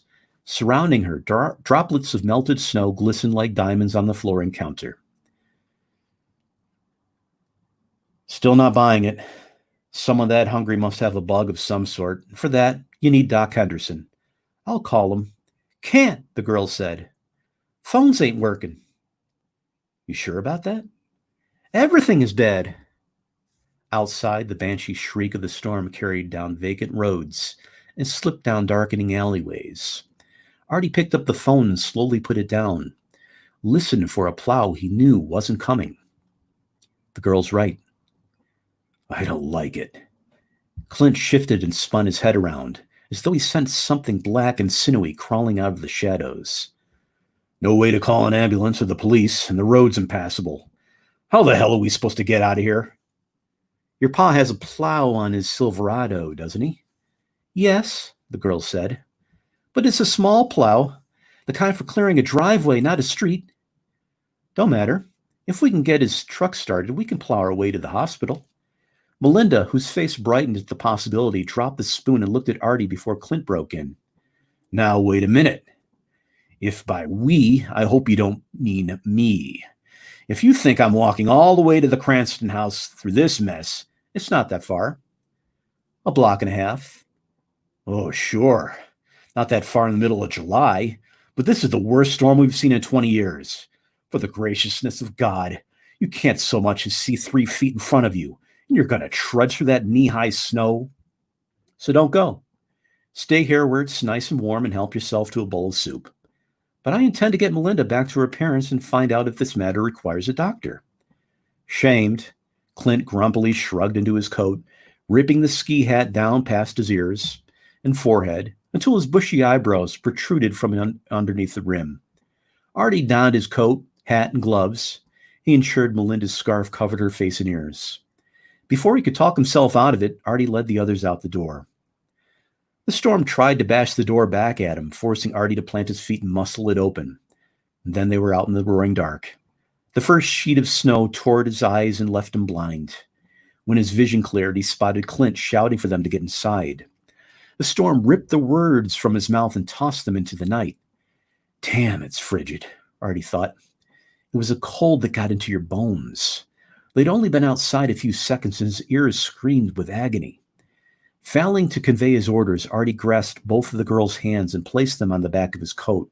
He mouthed, "Hold on." And together they stomped through snowdrifts, which grew by the second, Clint struggling somewhere behind. Some piles were taller than his chest and piled like maniacal ski slopes against the buildings. They were halfway down the block when the feeling slipped out of Artie's fingers. The ice claws of the storm gouged his eye sockets and turned his skin into frozen parchment.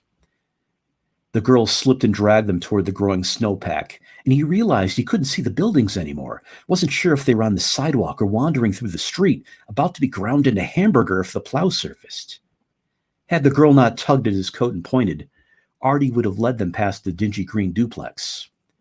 Clint emerged from the storm looking like the abominable snowman as the girl urged them up the snow-covered steps.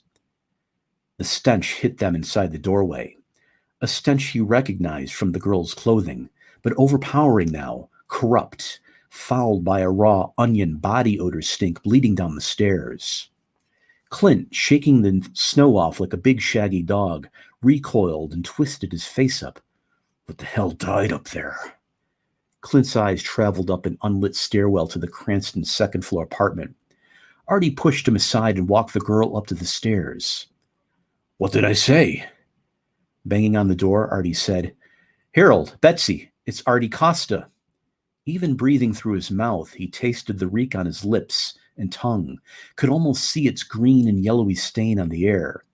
Clint plodded up behind them. Perhaps they didn't hear you. Though he banged loud enough to rouse the neighbors downstairs, Artie pounded the paint-chipped wood again. Several seconds of silence passed, and Artie glanced down at the girl, whose hands plunged inside coat pockets and surfaced with a ring of house keys. "Got him," she said, and worked the key into the lock. The mechanism clicked open, yet the deadbolts stopped their entrance cold. Wearing a confused scowl, the girl twisted another key into the bolt cylinder. The door opened. Something told Artie to grab hold of the girl when she entered. "Let us look around first," he said, plugging his nostrils shut as he pushed the door open. Vomit tinged the other smells, along with a sharp, coppery scent. Clint bent over and clamped a hand over his mouth to hold back the retch. They stood inside a kitchen. The lights were off. The cupboards thrown open with empty food boxes shredded and strewn haphazardly over about the floor. Cereal and macaroni boxes, cookies, an oatmeal container that appeared as if a wolf had torn it apart. "Harold, Betsy!" He watched the girl peek through the crack in the door. "Stay there," he said, wishing he'd brought a gun. "There's no one here, Artie." "Where did they go?" "Maybe they drove to the doctor, like you said." Artie didn't think so. The kitchen led to a living room littered with empty cans and food boxes, and beyond the mess, a short, dark hallway that ostensibly led to the bedrooms. He was almost into the living room when the front door creaked open. "No," he said, swinging his head around. Fighting back tears, the girl receded into the hallway. One lonely, bloodshot eye continued to track them through the kitchen. "Come on," Clint said. "Let's get out of here. This ain't how normal people live. It's giving me the creeps." Kicking aside a can of pork and beans, Artie crossed the living room. He saw it. There, behind a smashed vase of flowers and toppled accent table, a woman's foot, clasped inside an open-toed shoe, nails painted pink, bulbous sausage toes protruding. The foot ended at a bloody stump of ankle, and the carpet stained red underneath. Artie tried to stop Clint, but he'd already seen. Clint's face turned gray as his body slackened and slid down the wall. "What's happening?" Melinda's voice came. "Please tell me what's—" "Not now." The girl whimpered and trailed off into racking sobs that reverberated down the stairwell. Heart clamped in a vise, Artie waited until the room stopped spinning. Maybe Clint was right, and they should get the hell out of there and let the police. A sound came from down the hall, from the master bedroom. Hands trembling, Artie touched Clint's arm, and the man leaped as though shocked. The noise came again, and Artie imagined a monstrous beast shifting its weight as it awaited them with sharp fangs and blood-dripping claws. Artie edged down the hall, first passing Melinda's bedroom, then the grit-stained tiles of an unkept bathroom. A pair of hands thumped down on his shoulders. They were Clint's hands. Swiveling his head, Artie saw the man clutching at him like a petrified child, following because he couldn't bear being left alone. And still the girl sobbed and pleaded from the hallway. Her voice sounded ever smaller as the storm lashed at the windows and shrieked around the eaves like the lunatic wails of the infirmed. They stopped at the closed bedroom door and stared at the knob as though it might grow teeth. Clint's red-rimmed eyes implored him not to open the door, but Artie's hand followed his own orders until bony fingers closed over the chilled brass. It wasn't until then that Artie saw his breath puff out and felt the cold of the apartment. Someone had turned off the heat. On silent hinges, the door swung open. At first, Artie saw nothing but darkness, but as the feeble hallway illumination bled into the bedroom, gray light unveiled the waxen bulk of a grotesquely obese man, and the deep shadows crept forward and caressed them with chilled and slimy digits. The man's shirt with a smock of dripping gore, red smears girding his mouth as the bed sagged under his mammoth weight. "That you, Harold?" The thing on the bed wheezed. Clint, who stood a few steps behind on the threshold, whined and grasped hold of the frame to keep himself from toppling over. "Got your daughter with us, Harold. She's worried and thinks you should see a doctor." The bed spring squealed under Harold Cranston's weight. "Get out of there," Clint whispered. That Silverado of yours ought to plow its way clear to the hospital, Artie said, ignoring Clint, who crept closer now. Want to get yourself looked at. Not normal for a man to be so hungry. Harold's shirt pulled taut and tore, with the bottom an inch above his hairy navel that bulged like a blood orange.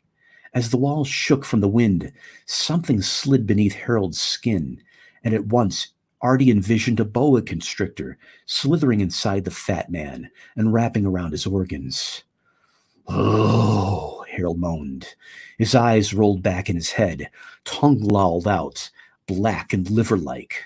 A sheen of sweat covered the man's skin and soaked his clothing. Artie backed into Clint. It hurts. Get it out of me. Harold produced a box cutter from beneath the bed sheets. Now, Harold, said Artie. Put it down. Nobody will hurt you. Harold laughed without mirth and spit something gray and viscous, which dribbled down his lip and congealed in his beard. You need to cut it out. It's the only way. As if the thing beneath his skin heard and understood. The sinuous mass undulated and swelled, shaping a mountainous forest out of Harold's exposed belly. After the bulge receded, there appeared to be a water-choked roll of fire hose crawling underneath his skin. What happened to Betsy? Artie asked. Harold's face twitched.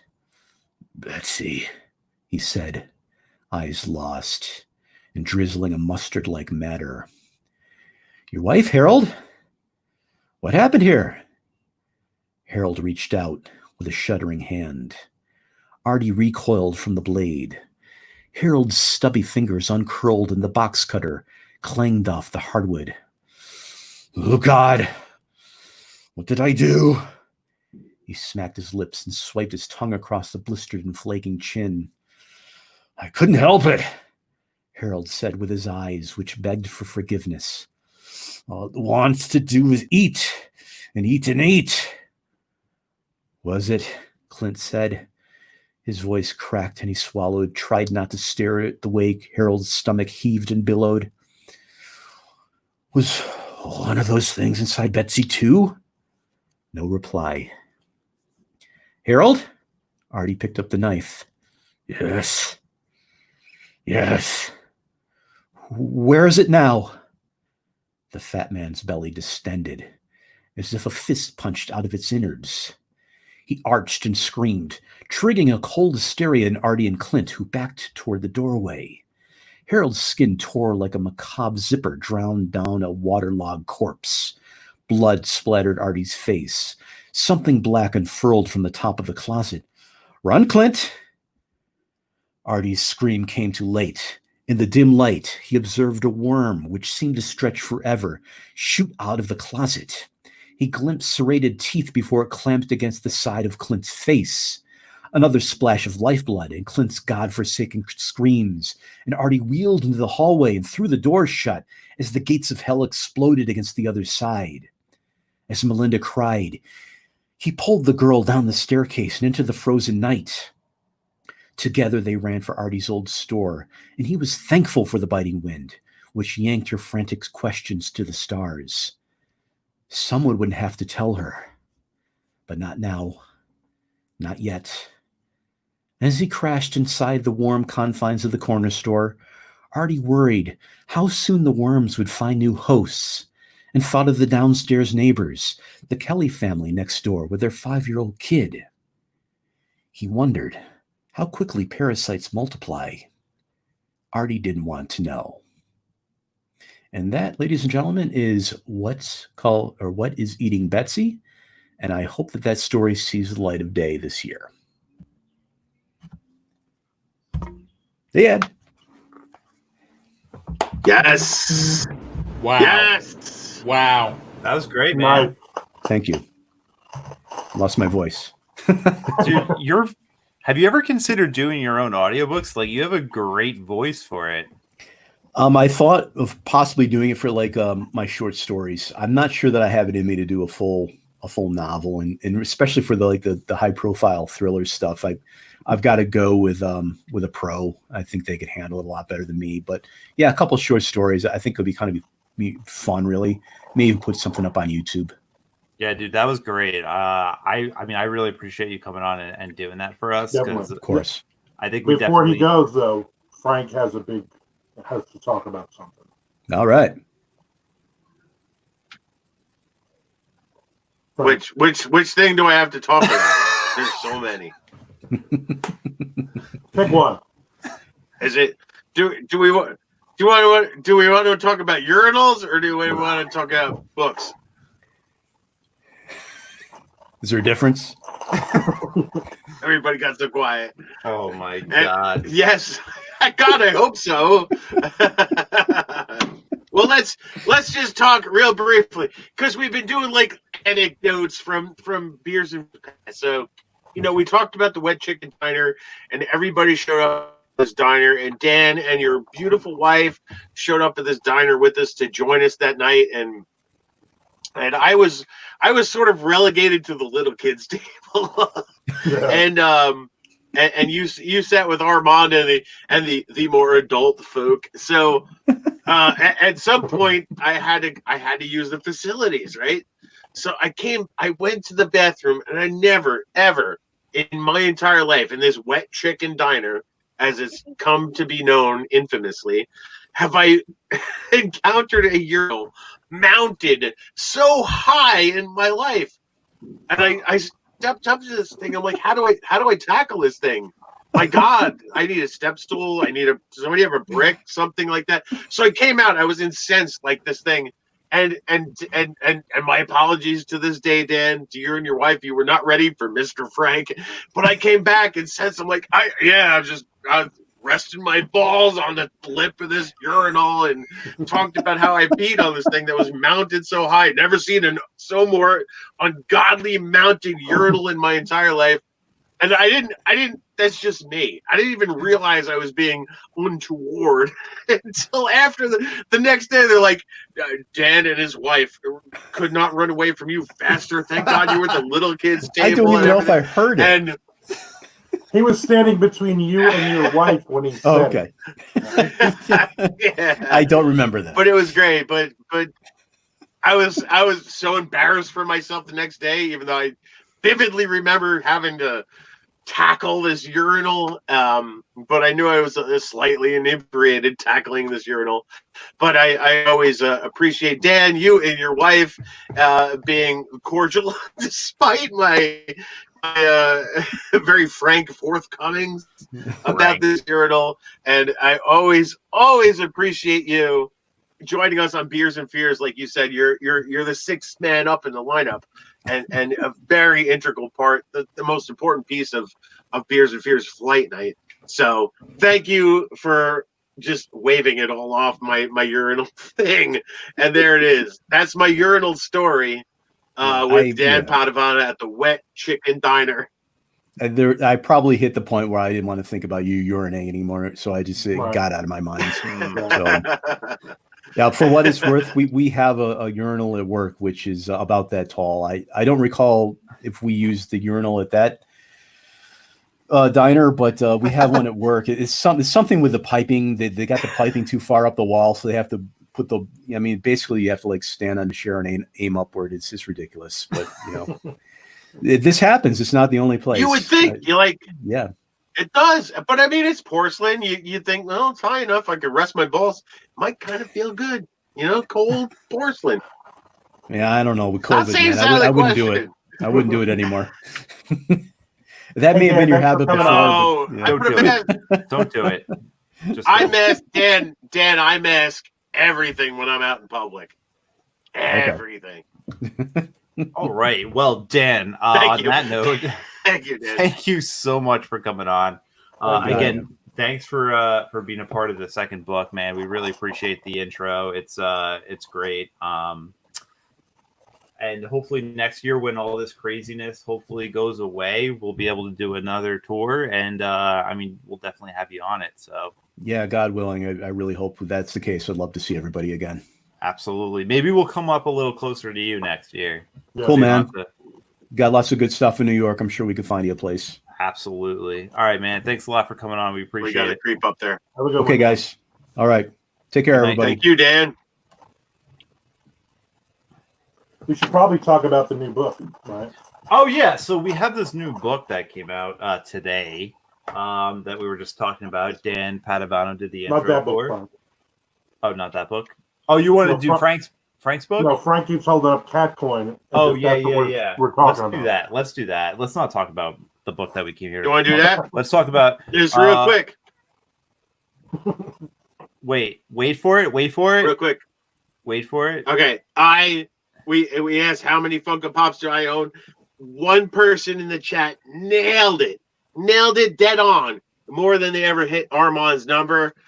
So I signed it up right before Dan came on. Let's see if I can get this here. Show you the winner. Let me try to get close. Can't see it. Can anybody see it? You can't No, see it. Can't see it. There. Alex there. from Iowa. Alex from Iowa. Iowa. Nailed it. I Nailed it. own 3 Funko Pops. I own the one Ace Frehley that Armand and Shell gave me this Christmas. I own that one. I own a Steve Irwin, the Crocodile Hunter Funko Pop. I love Steve Irwin. Nobody knows that about me, but I fucking love the Crocodile Hunter. I was him for Halloween one year, and I got his Funko Pop. And just recently for Father's Day, I got my 3rd Funko Pop ever, the Han Solo Frozen Carbonite Funko Pop. That's 3. Alex picked 3.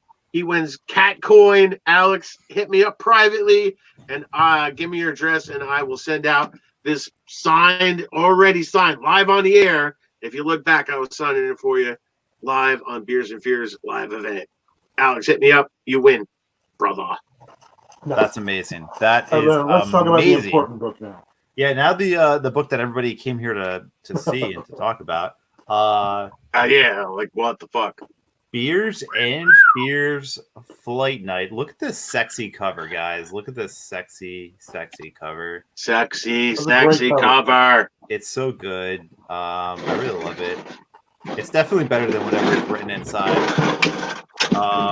Everybody's got a copy, except for Frank. Frank's copies are due tomorrow for some reason. Sorry, Frank. I'm sorry you didn't get yours today. They're always terribly late. My copies are terribly late. That's so weird because like terrible, Chuck lives farther up north than you, and he got his copies earlier. He only got 1 copy. But Weird. One more Hashtag copy. I weird. got all my copies. It's like But the yeah, weird and wacky fiction mailing contest. yeah, it's been weird. It's been weird. Amazon's been weird about shipping things lately. But I don't know. I'm really proud about this book, guys. I don't know about you. Do you want to like talk about our stories in it, or do you want to like wait till later to talk about them, or what do you want to do? How do you want to? Well, let me I'm about due for another beer, and I'm gonna switch from Spellbound because they let us down a little bit tonight. A little bit. And I picked up a different one. I talked about it earlier. I got from Backward Flag. Oh, I got this what is it called? Simunition India Pale Ale. Right? And By I the don't know way, if Backward Flag Chuck and, is veteran owned and female veteran owned. So awesome Where is it? brewery. Where is it? Awesome brewery. We were looking for that. We were hoping to get them on the Beers and Fear tour this year, but all that shit fell through. yeah. But I next was year we're gonna have to- throwing a lot of love to them this year. And part of the reason I wanted to talk about Backward Flag in this segment is because me, Chuck, and Tim headed over there after one of our writing sessions one morning. Took an afternoon lunch at Backward Flag just to check it out. And I believe, correct me if I'm wrong, that's where we all kind of powwowed around and came up with the title Beers and Fears Flight Night. I at think you're Backward Flag right. Brewery. I think you actually Right? came up with the name, Frank. I think you were the one who actually. I threw it out there. I threw it out there. Yeah, I think. We said we're sitting here with we had 3 flights sitting around a table, and I was like, well, what about flight night. You know, there's Fright Night, and we got Flight Night. It was Fucking kind of nailed like it. You we fucking nailed it. threw it out there, right? Right? Nailed it. It was that. And then we brought it to Armand, and we're like, "This is what it's going to be." And he said, "Okay," and fuck you. I was like, I wasn't invited. I wasn't invited. Yeah. So It's like, whatever screw guys you, want. idiots. I have 2 votes, but you guys have 3 collectively, so you won. Yeah. Yeah. Exactly. So yeah, I don't know. I'm really proud of it though. I think it came out really, really good, and it's definitely a good complimentary to the first book. So and we mixed it up a little bit. We did it in a different order. So we basically you play off of the last story or the previous stories, which is cool. So Frank got to write first, and it's a very different Frank Edler story too, which I really liked. Yeah, Frank, I have to say, he actually played the stories in both books pretty straight. He didn't get too crazy. Like if you've read a Frank Edler book, you kind of expect like this certain level of The first one was a little nuts, but this it one wasn't that nuts though. Like not compared to what he normally does. He definitely toned down the insanity, which was a good fit for us because we kind of played up the insanity a little bit in our stories, so we kind of like leveled each other out, which I thought was great for it. I liked our approach. I liked our approach from this. Like the last one was we took it like the decades approach, right? That was the last one. It was like this insane asylum that became a brewery over the years, bar brewery over the years, and you know, you had the cities. It was 70s, 80s, 90s, right? Is how it played out. And Tim did the wraparound stories to tie it all together. And it was funny reading the reviews for the first Beers and Fears, the Haunted Brewery. People didn't like it. Seemed like they didn't know what they were getting. Like they were almost surprised to read that it was sort of one really contiguous story. Yeah. And not like separate, just short story, you know, collection type of thing. Right. And they seemed to dig the hell out of that. And I mean, that book did like really tremendous for us. Yeah, and it's gotten a lot of great feedback. And we this time around we approached it different, just storytelling wise. We approached it different as like this is a singular event. This is the grand opening of a new brewery called Fear Brewing Company, and the 4 stories were going to be told around the grand opening event. And that was sort of Tim's idea. He had this idea of a beer festival, and he like that's like sort of where we took, like we kind of focused on sort of some sort of beer festival, and I guess we sort of settled on like instead of a festival, maybe just a grand opening of one of these breweries that we always attend, the Spellbounds and all the places we've been, Junk Handles and whatnot. So we took it there, and we made up this fake event, Fear Brewing Company, grand opening event. My story leads, you know, going to Fear Brewing's opening event, and then Armand takes it up. You know, the first when we walk into Fear Brewing, what happens, and Chuck and Tim's stories are like as the night progresses. It's sort of 4 stories told over one night. Really different attack on what we did from the first one. I loved what you guys did with this book. It's a like I'm the lead off story in it. But it was fun to kick off some of the threads you had in yours, and I used it into mine, and then really just to see, okay, where's Chuck and where's Tim going to go with this now in their stories? Are they going to use some of the kind of things we hinted at, or some of the main ideas and stuff? And I thought that was the cool part. Yeah, even more so this time around, our stories inform the next story, like by the time we got to the 4th story, which Chuck wrote, you know, his story's informed by all 3 stories previous. That wasn't the case necessarily, you know, for the Beers and Fears of Haunted Brewery. So it was, for me, it was fun to read each follow-up story and to read the build-up of the night at Fear Brewing Company. The 3rd book now, somebody's gonna write the first 5 minutes, and then we're gonna do the next 5 minutes and the next. that's how we're going to do it. So Yeah. we'll just get tighter and tighter on the time. Yeah, what I liked about it was the first one was more of like the spectral / ghost story spread over a couple of decades, whereas the second version was a little bit of everything. I mean, we had cryptid horror, we had ghost horror, we had cosmic horror, we had body horror. I mean, you literally ran the gamut across the 4 of our stories. It's true. Which was kind of unique, but also the fact that we chose to take one night, one point in time, and say, okay, if all these people are in the one brewery at that one time, what could possibly happen? And if you think about it, I mean, we've been in a lot of these breweries for our signings, and you can have anywhere from like 2 people to 200 people. And what are all those people's stories? How did they get there? What happened? What was the pre-story that happened on the way there? Or what happened after they left? So it left so many questions for us to explore. And it was kind of cool to see everybody's take on stuff. So everybody kind of came at it with a different angle. So it was a lot of fun. Yeah, it was awesome.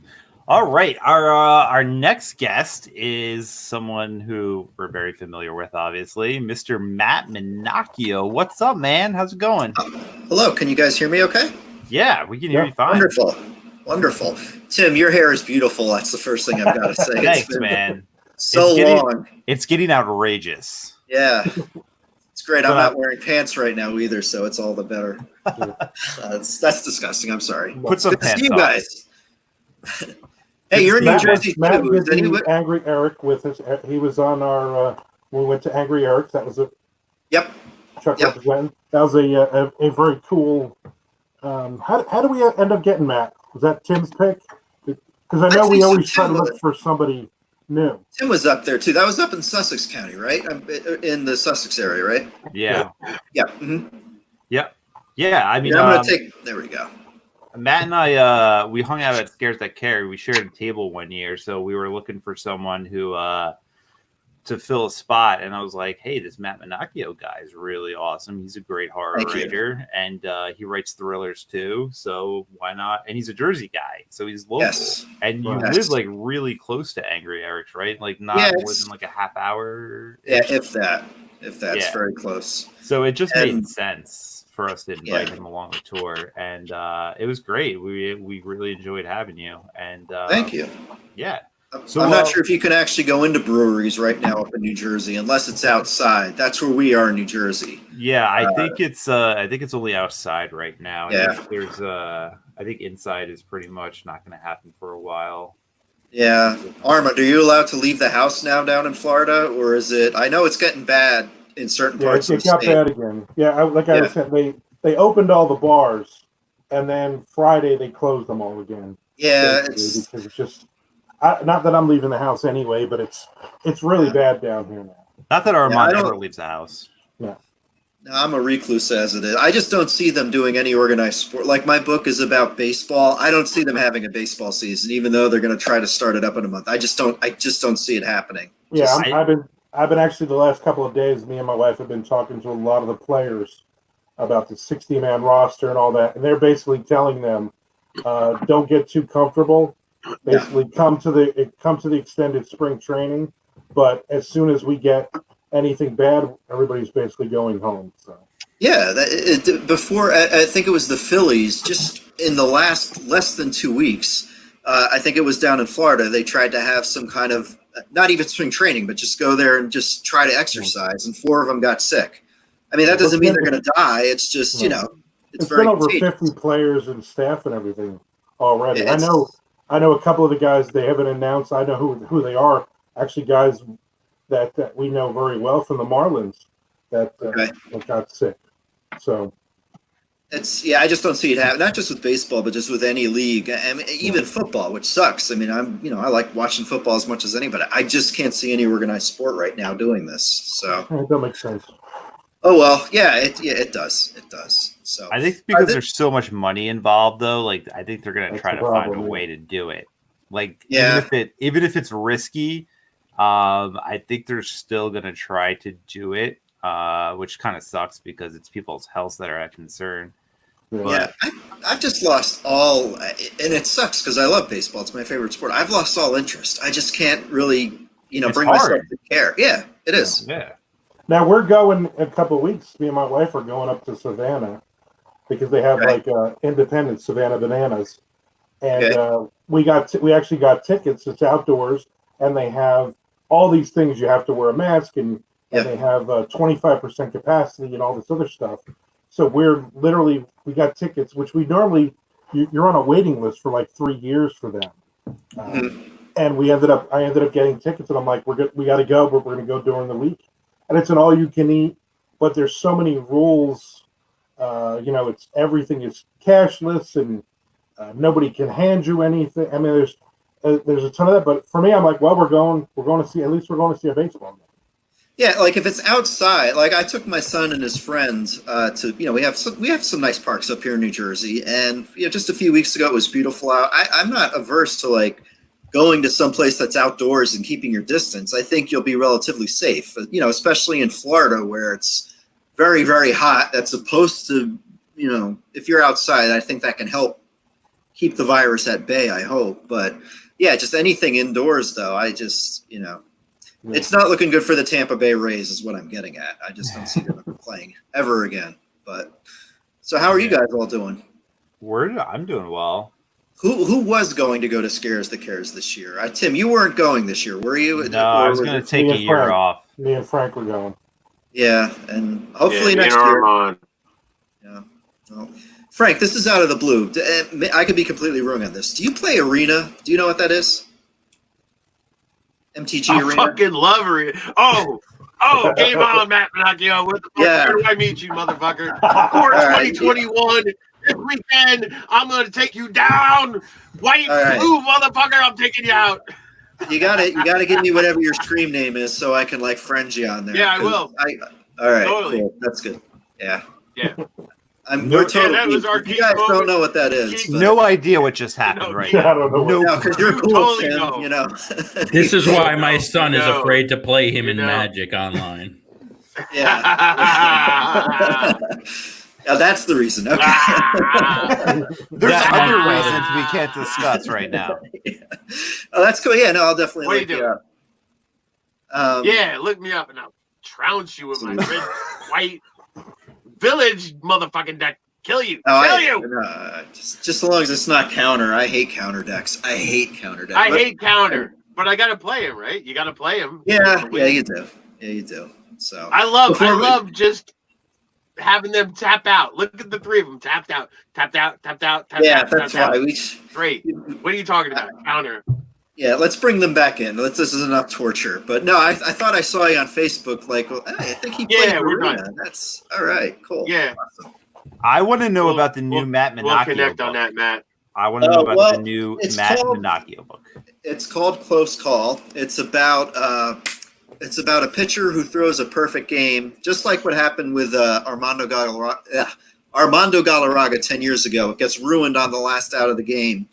And somebody is so obsessed with that ruined call that he begins killing people to try to get the baseball commissioner to overturn the call. And they have to figure out who is doing it and why. And eventually it gets right into the team and gets into the umpiring too. There's somebody that crazy trying to get a baseball game overturned. And there was a lot of discussion about getting the call overturned back when this actually happened 10 years ago. So it just kind of inspired me to write something fun. It's a thriller. It's not horror. It's supposed to have some elements of humor in it as well. And it's just kind of like a labor of love. It's something that I always enjoy. I always liked baseball. I always wanted to write a baseball book. And I got a review from, I think it was the Baseball Almanac, which the guy really liked it. So that was nice. That was something really nice to get. So That's awesome. And I really have no way other to That's a really. bet. What? I was gonna say that's just like a really awesome concept for a story. It's very specific. Like you would have to be a baseball fan to appreciate it. But like I've always enjoyed shit like Blockade Billy, and then Blockade Billy and stories like that are very important to baseball. Like you'd have to be into baseball and like the whole George Brett pine tar conspiracy, and you could get I round up mentioned in it, that. but you have to be into That's the in sport. But to the be- thing, right? I wrote- Yeah. I wrote the book so that you don't have to really know anything about baseball to enjoy it. So that's one of the things I wanted to make it so that you didn't have to be a total. Are you okay? I gotta put my glasses on. I am not okay. I am not. Yeah. All right. Chuck just went toe up. Okay. Keep going, Matt. Keep going, baby. Power through it, baby. Power through it. All right. Are you okay? You're back. He's a little drunk. Oh, all right. These guys have been drinking since like 4 o'clock in the afternoon. You have to pardon them. Okay. All right. Matt, I'm listening to you. We're I'm listening, listening to Matt too, but Frank flummoxed me. Flummoxed. What did I do? What? Let me Pine ask tar, you this. George Brett. Yes, and I do mention that in here. Lee McPhail is the guy, the American League president, who overturned the umpire's decision there. So it actually has happened before. But so how have you guys been? And Armand and I discussed over the phone just about promoting your books. How have you guys gone about doing it during this tough time? It's been hard, man. It's I feel like guilty promoting my stuff during these crazy times. Like I legitimately haven't posted very much, and it's difficult. I mean, especially since I had a book come out in April, which I think is about when your book came out, Matt, right? Yeah, it was March. It was right around very end of March. Yep. Yeah, so it's been like hard to like really promote stuff and post stuff about it because like I said, like everything going on in the world right now is so much more important than fucking books. It's like it feels weird to be like, oh hey, buy this book, even though you might not have a job because of a Nothing pandemic. is more important than our books. Yeah. Okay. Have you guys? I haven't even been in a bookstore, and I can't tell you how long. I mean, I think they just opened up in New Jersey a few weeks ago. Like you could actually go inside them now. I just haven't been in one. So I went to one the other day just because they like a local bookshop that we actually do signings at wanted to like replenish some of our books. So that's pretty cool. I should. That was rough, Timmy. What? Do they stock anybody? Do they stock? Yeah, we do signings there. Yeah, we were supposed to be there yesterday. Yeah, we were. Today we would have been there today. We should have been there this afternoon. Yeah, this afternoon we were supposed to do it. Yeah, you're correct.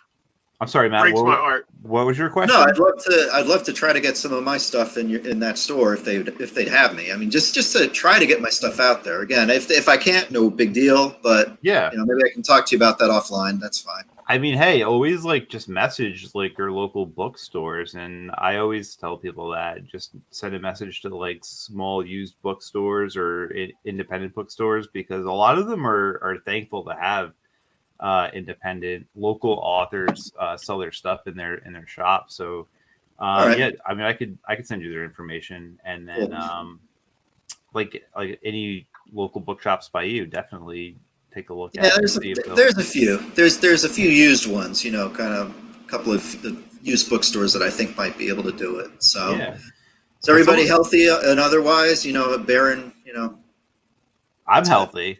I'm good. I haven't really left my house except like twice since the pandemic, so I'm good. Yeah. I've got this thing when I go like this, it really hurts. That's just you, Chuck. Don't do that. Just stop doing it. I'm sorry, I'm egging Frank on. You know what? I'll be quiet. Yeah, stop that. Oh man. So what else has been going on, Matt? What else have you been doing? What did Chuck say? Dumont stopped working. Have you been working on any new books? Anything new? No, I have to be honest, not really. It's just I've just been focusing really on work right now. I'm going through refinance. I'm fortunate enough to be able to refinance. The rates are crazy low right now, so I've been doing that. I know that's not fun, but it's just something I've been doing. It sucks. I take care of my son 4 days a week. I have primary custody of him, and he was supposed to do Little League this year, and I don't even know if we're going to be able to do that. They were supposed to do it for 1 month in July, and I don't think enough people have really shown interest in it. So it's just I don't know. I kind of go and stir crazy. I just want to get out of the house, and I really can't. So, nothing too fun. I do play the drums. I have drums in the house, so I can do that. And I just haven't been that inspired to write anything just recently. It's just the way it is. Can't BS it. Yeah. I mean, I feel the same way. Like, it's been really hard for me to like sit down and actually concentrate enough to be able to write something new. So I totally understand that. Yeah, but look, there are worse things in life. So yeah, that's true. True. Do you guys have questions for Matt before we let him go? Yeah, Matt. Yes. Yeah. Are you going to Scares of Care again? I know it was canceled for this year, but were you planning to go? I might. I'm thinking about maybe doing it next year if they have it, just because I would have. Let me see. I know this isn't a lot compared to some of you guys, but 4 novels and the novella. It'd be nice to get down there again. It's been like I haven't been down there in 2 years. So yeah, I didn't go last year. I think the last time I went with Tim was the year before last. So it's been a couple of years since I've been there. So yeah, I remember very well because you and Tim were across the hall from me, and you guys outsold me, so I was very pissed. But yeah, hopefully we'll see you again there. Well, yeah, we're better than you, so that makes sense. Well, that goes without saying. It's a fun event, and I do miss it. And they're going to do the online too this year. That same really? weekend. Yeah, that same weekend. Yeah, so they'll do panels and readings and stuff like that. So excited. I can look that up. I can look. It's just I know it's obviously it's not the same. It's just like being there, just meeting people. I miss. I think her name is Deb. She's always there. I forget her name, but I'm getting old. Anyway. All right, man. Well, thanks for coming on. We really appreciate you coming out and hanging out with us. And good luck with the new book. I definitely need a copy, so maybe I'll get with you offline and see if I can get a signed copy from you. Thanks, guys. And Frank, you're dead. I'm dead. I'm gonna get you. I'll hit you up pretty soon. Cool. Brawl. I love Brawl. He is so drunk. All right, Matt. All right, have a good good day. Bye-bye. Good seeing you, Matt. Later, Matt. We have a new guest. Angry Eric is in the house. Calculator. Hi, everybody. Angry Eric. What's going on, guys? Eric. he never looks angry. He never looks angry. He never looks angry. I don't have the lighting you guys have, though, so I've got kind of a darkened face here on one side. It seems appropriate, though. You still look better than Chuck. That's the most important thing. Well, that goes without saying, but we love Angry Eric. First of all, the beers are amazing. Amazing. Thank you. And Eric and Heidi, who are a couple, craft amazing beers. But more than that, oh, look at him. Oh, he's making us jealous. He's sipping it. More than that, they are so accommodating to us when we do our signings there. And Eric, why don't you tell us about the new place? We haven't had a chance. The last time we had a signing, you were at the old location, and now you have an exclusive location just for you guys, and we got to visit it. But tell us about what the move was like. The move was like everything in craft beer. It seemed like extremely painful and done basically in the cheapest way possible, which means we were leaving. We had to be out of our last place per the landlord on June 30th, my birthday. I think I was there at well after my birthday trying to get our last piece of equipment out of there, But, you do what you have to do, all the tanks we moved ourselves, but it's exciting too. We finally have our own building. It's a brand new 7,000 square foot building, just a mile away. So we have a good amount of space for the brewing operation. Not a huge tasting room, but we have a big tasting room with about 1,500 square feet down below where the main tasting bar is, and then an upstairs area with another, I think it's approximately 1,468 square feet. And I say approximately because, the person who ended up doing the flooring when you start running out of money on the SBA loan is you're looking at. So, I was on my knees on every part of that floor, putting it in. So, but so it's a huge change for us. We opened that in June, early June, and things were just kind of picking up to where we expected them to be and kind of envisioned. And then, like everything that everybody's going through, the pandemic hit and everything changes. I was just listening to Tim talk about trying to kind of feeling guilty trying to promote books and sell books and stuff when you're in the middle of a pandemic. And we've all seen the video out of and the Black Lives Matter protests, and it's kind of beer is important. We were deemed essential in New Jersey, so we've been open the whole time, kind of just for like takeout. And I was joking with one person in law enforcement that we were deemed essential just because if people didn't have beer through all of this, they'd have twice as many calls. Yeah. But so it's like I think what you guys are going through too. You're trying to figure out new ways to market things. All our accounts for like wholesale distribution it was 100% restaurant and bars. We hadn't started canning yet. We were planning this year to start mobile canning. So that all shut down immediately and went to zero. We're just now with the bars reopening, getting checks in from people who owed us money from February, kind of thing. But you're not going to go chase them down in the middle of this when they're closed. You just kind of wait and hope things work out. We were planning the mobile canning, but that seems like crazy in a way, like, because you're bringing a group of individuals in who have been to, another brewery the day before, and, every day they're in a new location, new brewery, around new people.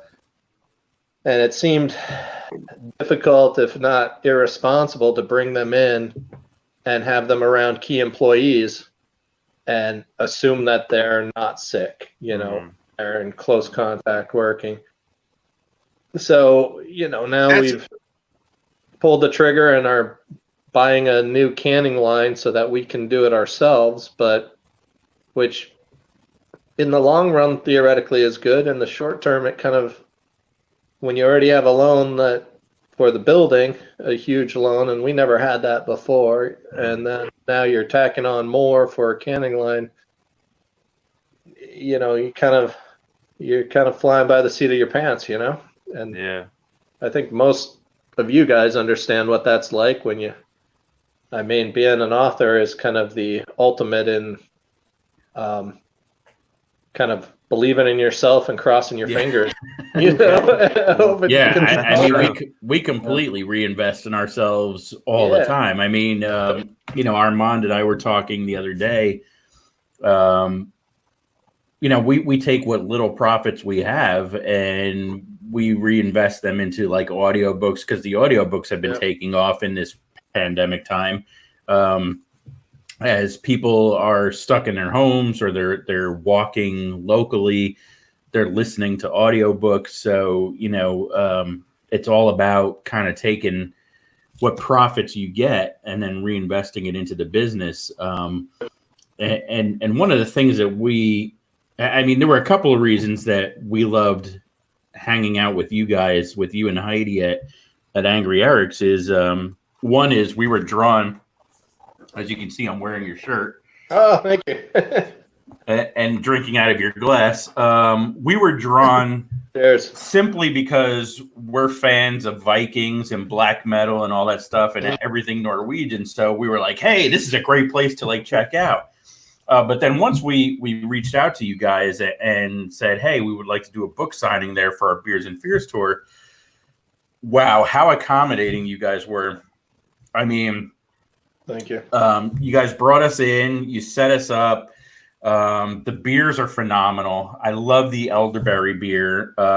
You guys have a unique take on your mixtures of how you come up with flavors, and so accommodating to us. And you really treated us like we were a second family, or part of your family. And all of us, to a man, were like, we got to keep going back to Angry Eric's, because not only do we love the beer, but they feel like they're part of us. It's like an extension of our book business. And we had such great times with you guys. And we had really hoped to go back again this year, but with the whole COVID thing, we did this online event instead. But I can't wait to see the new place, because the old place was big to begin with, I thought.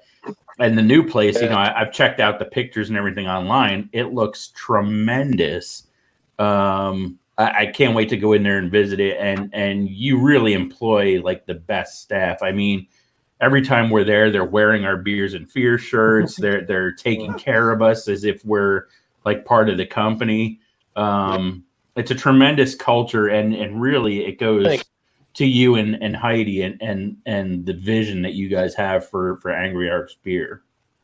I mean, I think probably like you guys with writing books, you kind of write things you would like to read, and we kind of built a place where we would want to hang out. Thankfully, we did that because, we're there all the time. But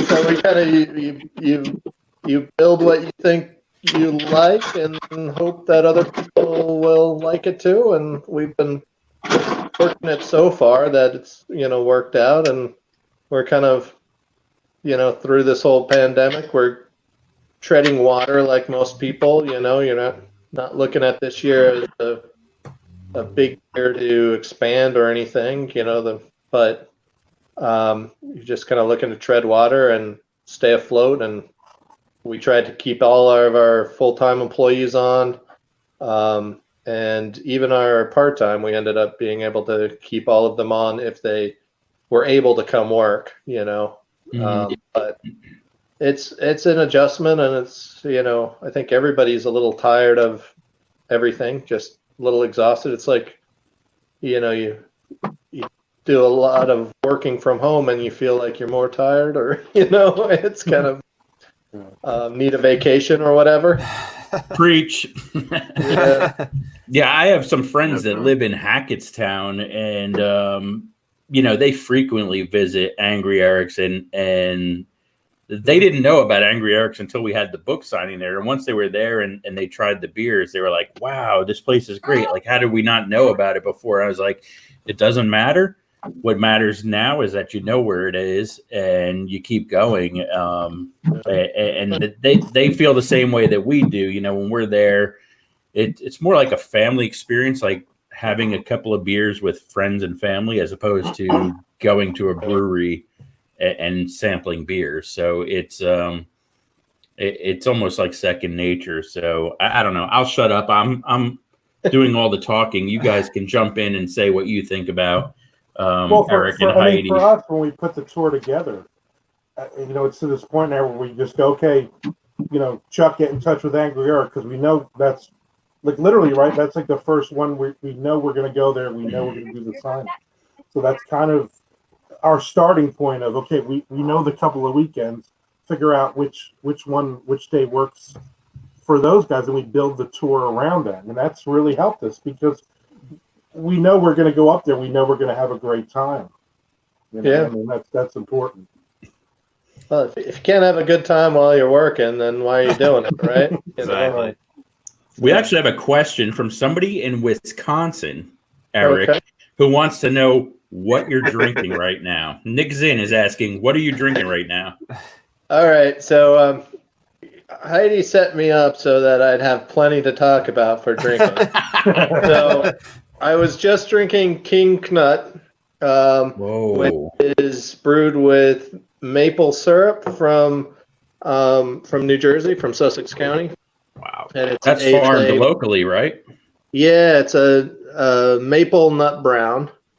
And then what I started with when we started the conversation with H2 Ale, which is a honey and hibiscus flowers in it. So it's kind of got a nice pink color, which you probably can't see with my lighting, from the flowers and it's interesting because we use a lot of different ingredients, and the flour really cuts a lot of the sweetness from the honey and stuff. It's a heavy hitter. I believe it's 10.3 off the top of my head. Nice. I'm gone. But Frank's on it. You wouldn't know it. Yeah, you'll love it. And then Pollen Skill Ale, that might have been on when you were last with us. So that's that's brewed with lemongrass. So it's kind of a light ale brewed with lemongrass. It gives it a nice, we always try to make it balanced. So if you've got some sweetness up front, we want it to have some crispness on the finish, and you get a lot of that from like lemongrass. And then last but not least, it was Bipple Bipple Black Sheep. So it's a black India Pale Lager. And that one's new, right? I don't think you had that when we were there last. No, I don't know. It wasn't out then. So that's new. And so that's kind of a nice amount of hops in it, not overbearing. It's it's a lager, one of our few lagers. So but let's see. I'm seeing some sort of question here. JVB, who's in Indiana, he wants to know: can someone not in New Jersey order your beer online? I'm sorry, not yet. New Jersey is very weirdly protective of stuff, so they don't let other states sell to New Jersey. I think they're constantly paranoid about Philadelphia and New York taking over their state. So as a result, we can't send out beer to other states, but I'll get you some stuff, JVB. I'll send you some stuff. Yeah. I am a huge fan of the elderberry beer. Right. And also the Dainty Viking. And also, is it the Hand of Tyr? Yep. Love that. Yeah. Love that beer. Every time we do a signing at your place, those are the two that I switch off back and forth, and my wife loves those too. The beers are phenomenal. I think what's so interesting about what you guys do as opposed to like other breweries, because obviously we've sampled a lot because we're chubby and we like beer. What you guys do no, you're not chubby. What you guys do, you guys have an interesting philosophy in terms of pairing the flavors, because you guys will use different types of spices and citrusy flavors with the hops, and you come up with flavors that we have not seen in other places, which is truly unique. And it's really a shame that people can't get it out of state. JVB, I'll get you some. Relax. I'll get you some. I will send you a growler. But it's what I love is how you guys take and we had a discussion when we were there last time, because I wore my Fenrir shirt, and you guys were like, oh, and I was like, hey, I'm totally on board with the whole, Norwegian,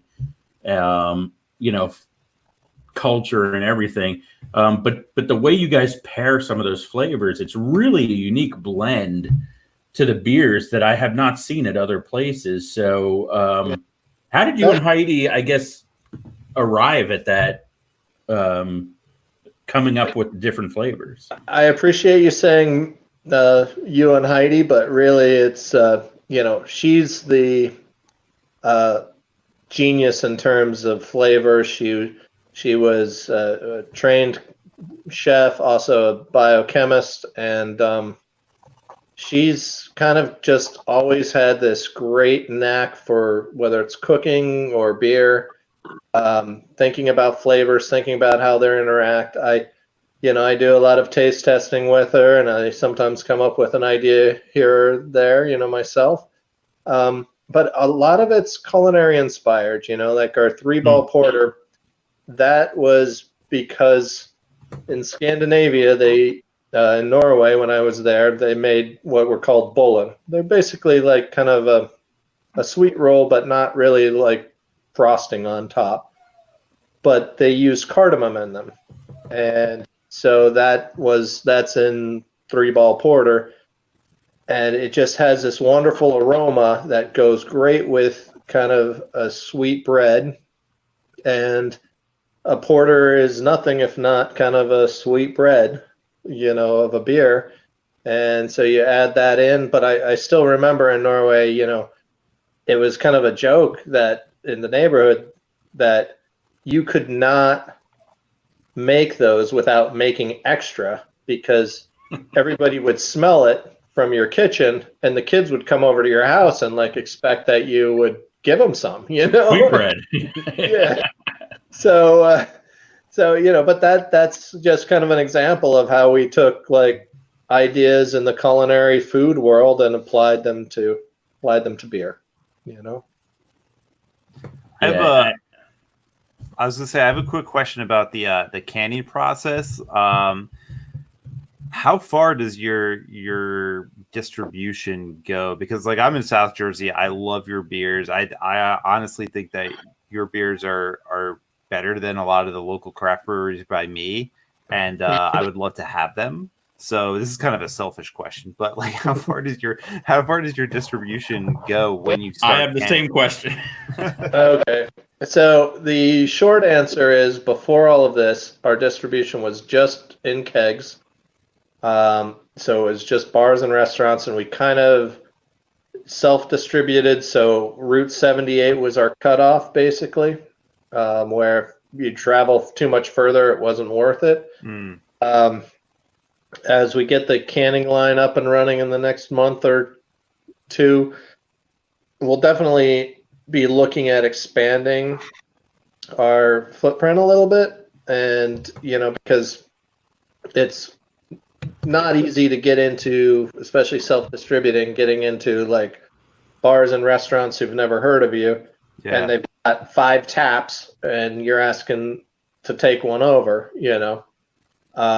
So all of our growth up here has been without a salesperson, kind of just organic from people who are bartenders or bar managers hearing or trying us at one place and then calling us up and saying, we want you on tap.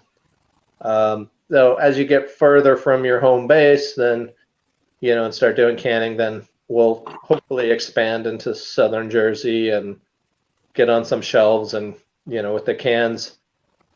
Right now, all we're doing is the cans I have here are basically like 16-ounce. They're not crowlers, but they're put it in the right spot. They're just poured from the tap, and so there'll be a decent amount of dissolved oxygen in them. So I can't sell this to a liquor store and expect to tell them that 2 months from now they'll still be okay. Yeah. But with a canning line where it's much more, you're filling with much lower dissolved oxygen additions, then we can start, even selling to, and even restaurants, if you don't know that they're going to go through it in, 3 weeks, you don't want to sell them cans like this. So right now it's still pretty much draft in cans, we call them, So would it help to get like a distribution company to help you guys out and distribute? Yeah, we definitely look to get a distributor if we're going further south. The self-distribution is great for around your home base. As you go further away, the economics of sending a driver from all the way up where we are down south to hit 4 stops before they run out of time doesn't make any sense. Right. Yeah. So that's where the distributors come in, and they also, when they go to a place, they're dropping off kegs from 5 or 6 breweries, say.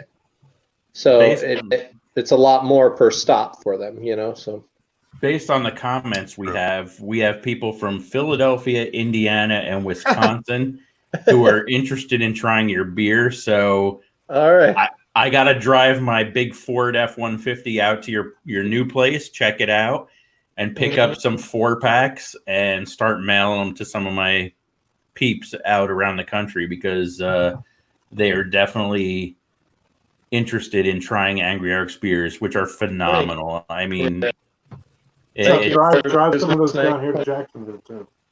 I need them down here in Jacksonville. Jacksonville. Yeah. Well, once we start, Eric, can I be able to do that? Frank. Eric, can I ask, because I just want to ask real quick, like, because you have been one of our most accommodating brewers as far as hosting us, and we've had an incredible experience, incredible relationship with you as far as us selling books through your brewery and everything, and the whole idea is like, let us hold an event at your brewery. We will bring in our readers. They're going to come in. They might buy a couple of books, but like they're going to buy a lot of your beers. And we've had a lot of success that way with a lot of brewers. In addition to, I mean, you have been one of the out of the park experiences from us.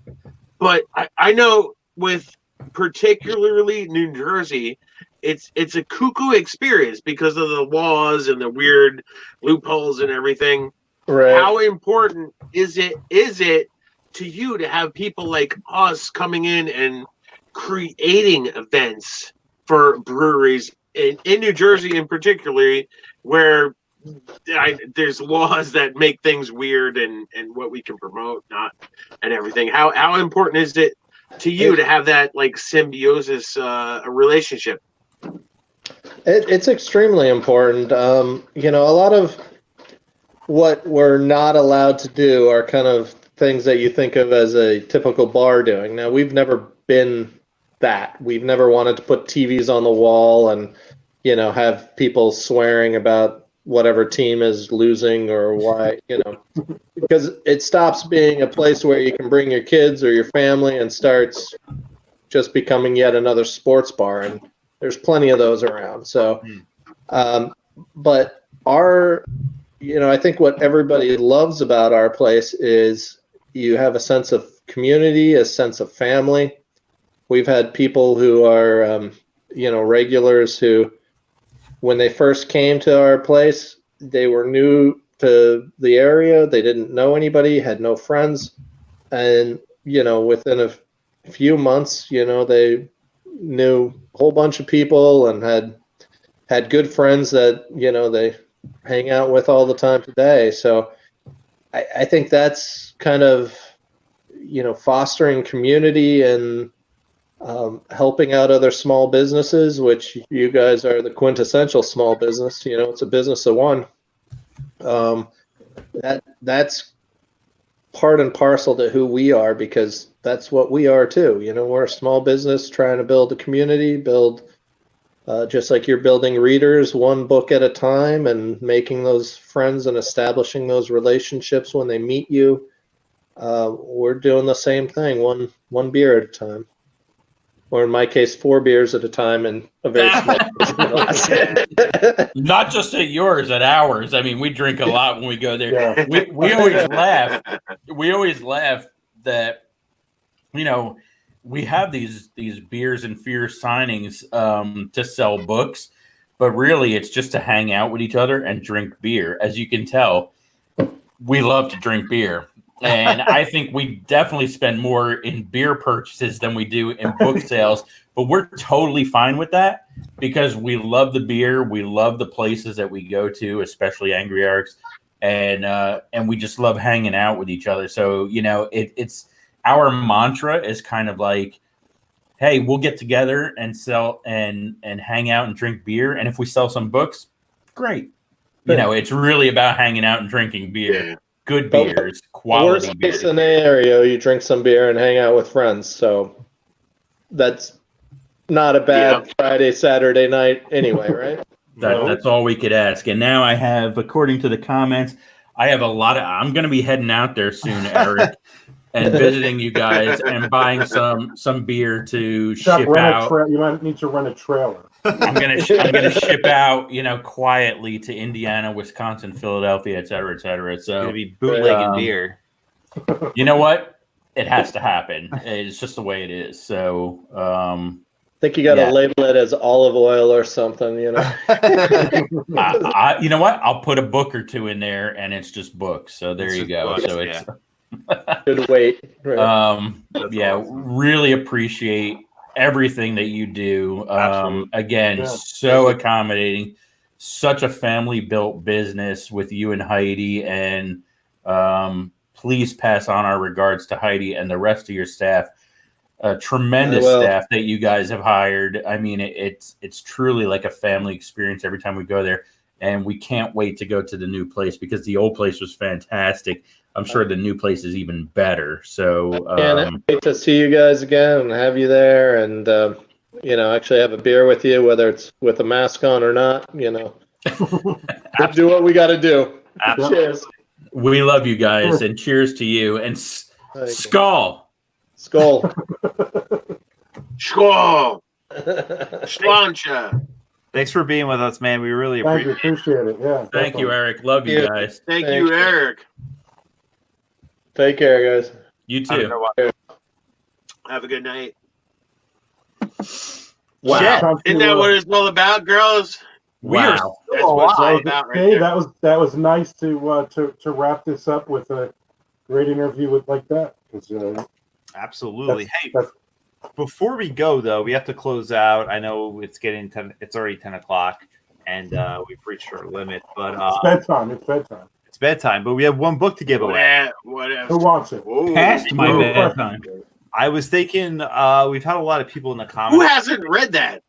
Is there somebody who hasn't read that? Who hasn't Really? read it? Who hasn't Yeah. read it? Put it in the Tell us comments. Yeah. you say you Who haven't has read it. not and we'll send read? it over. First person to say they haven't read it yet is getting this fucking book. But like, yeah, like really not have read it. Yeah. So Legit. many people Legit. Legitimate.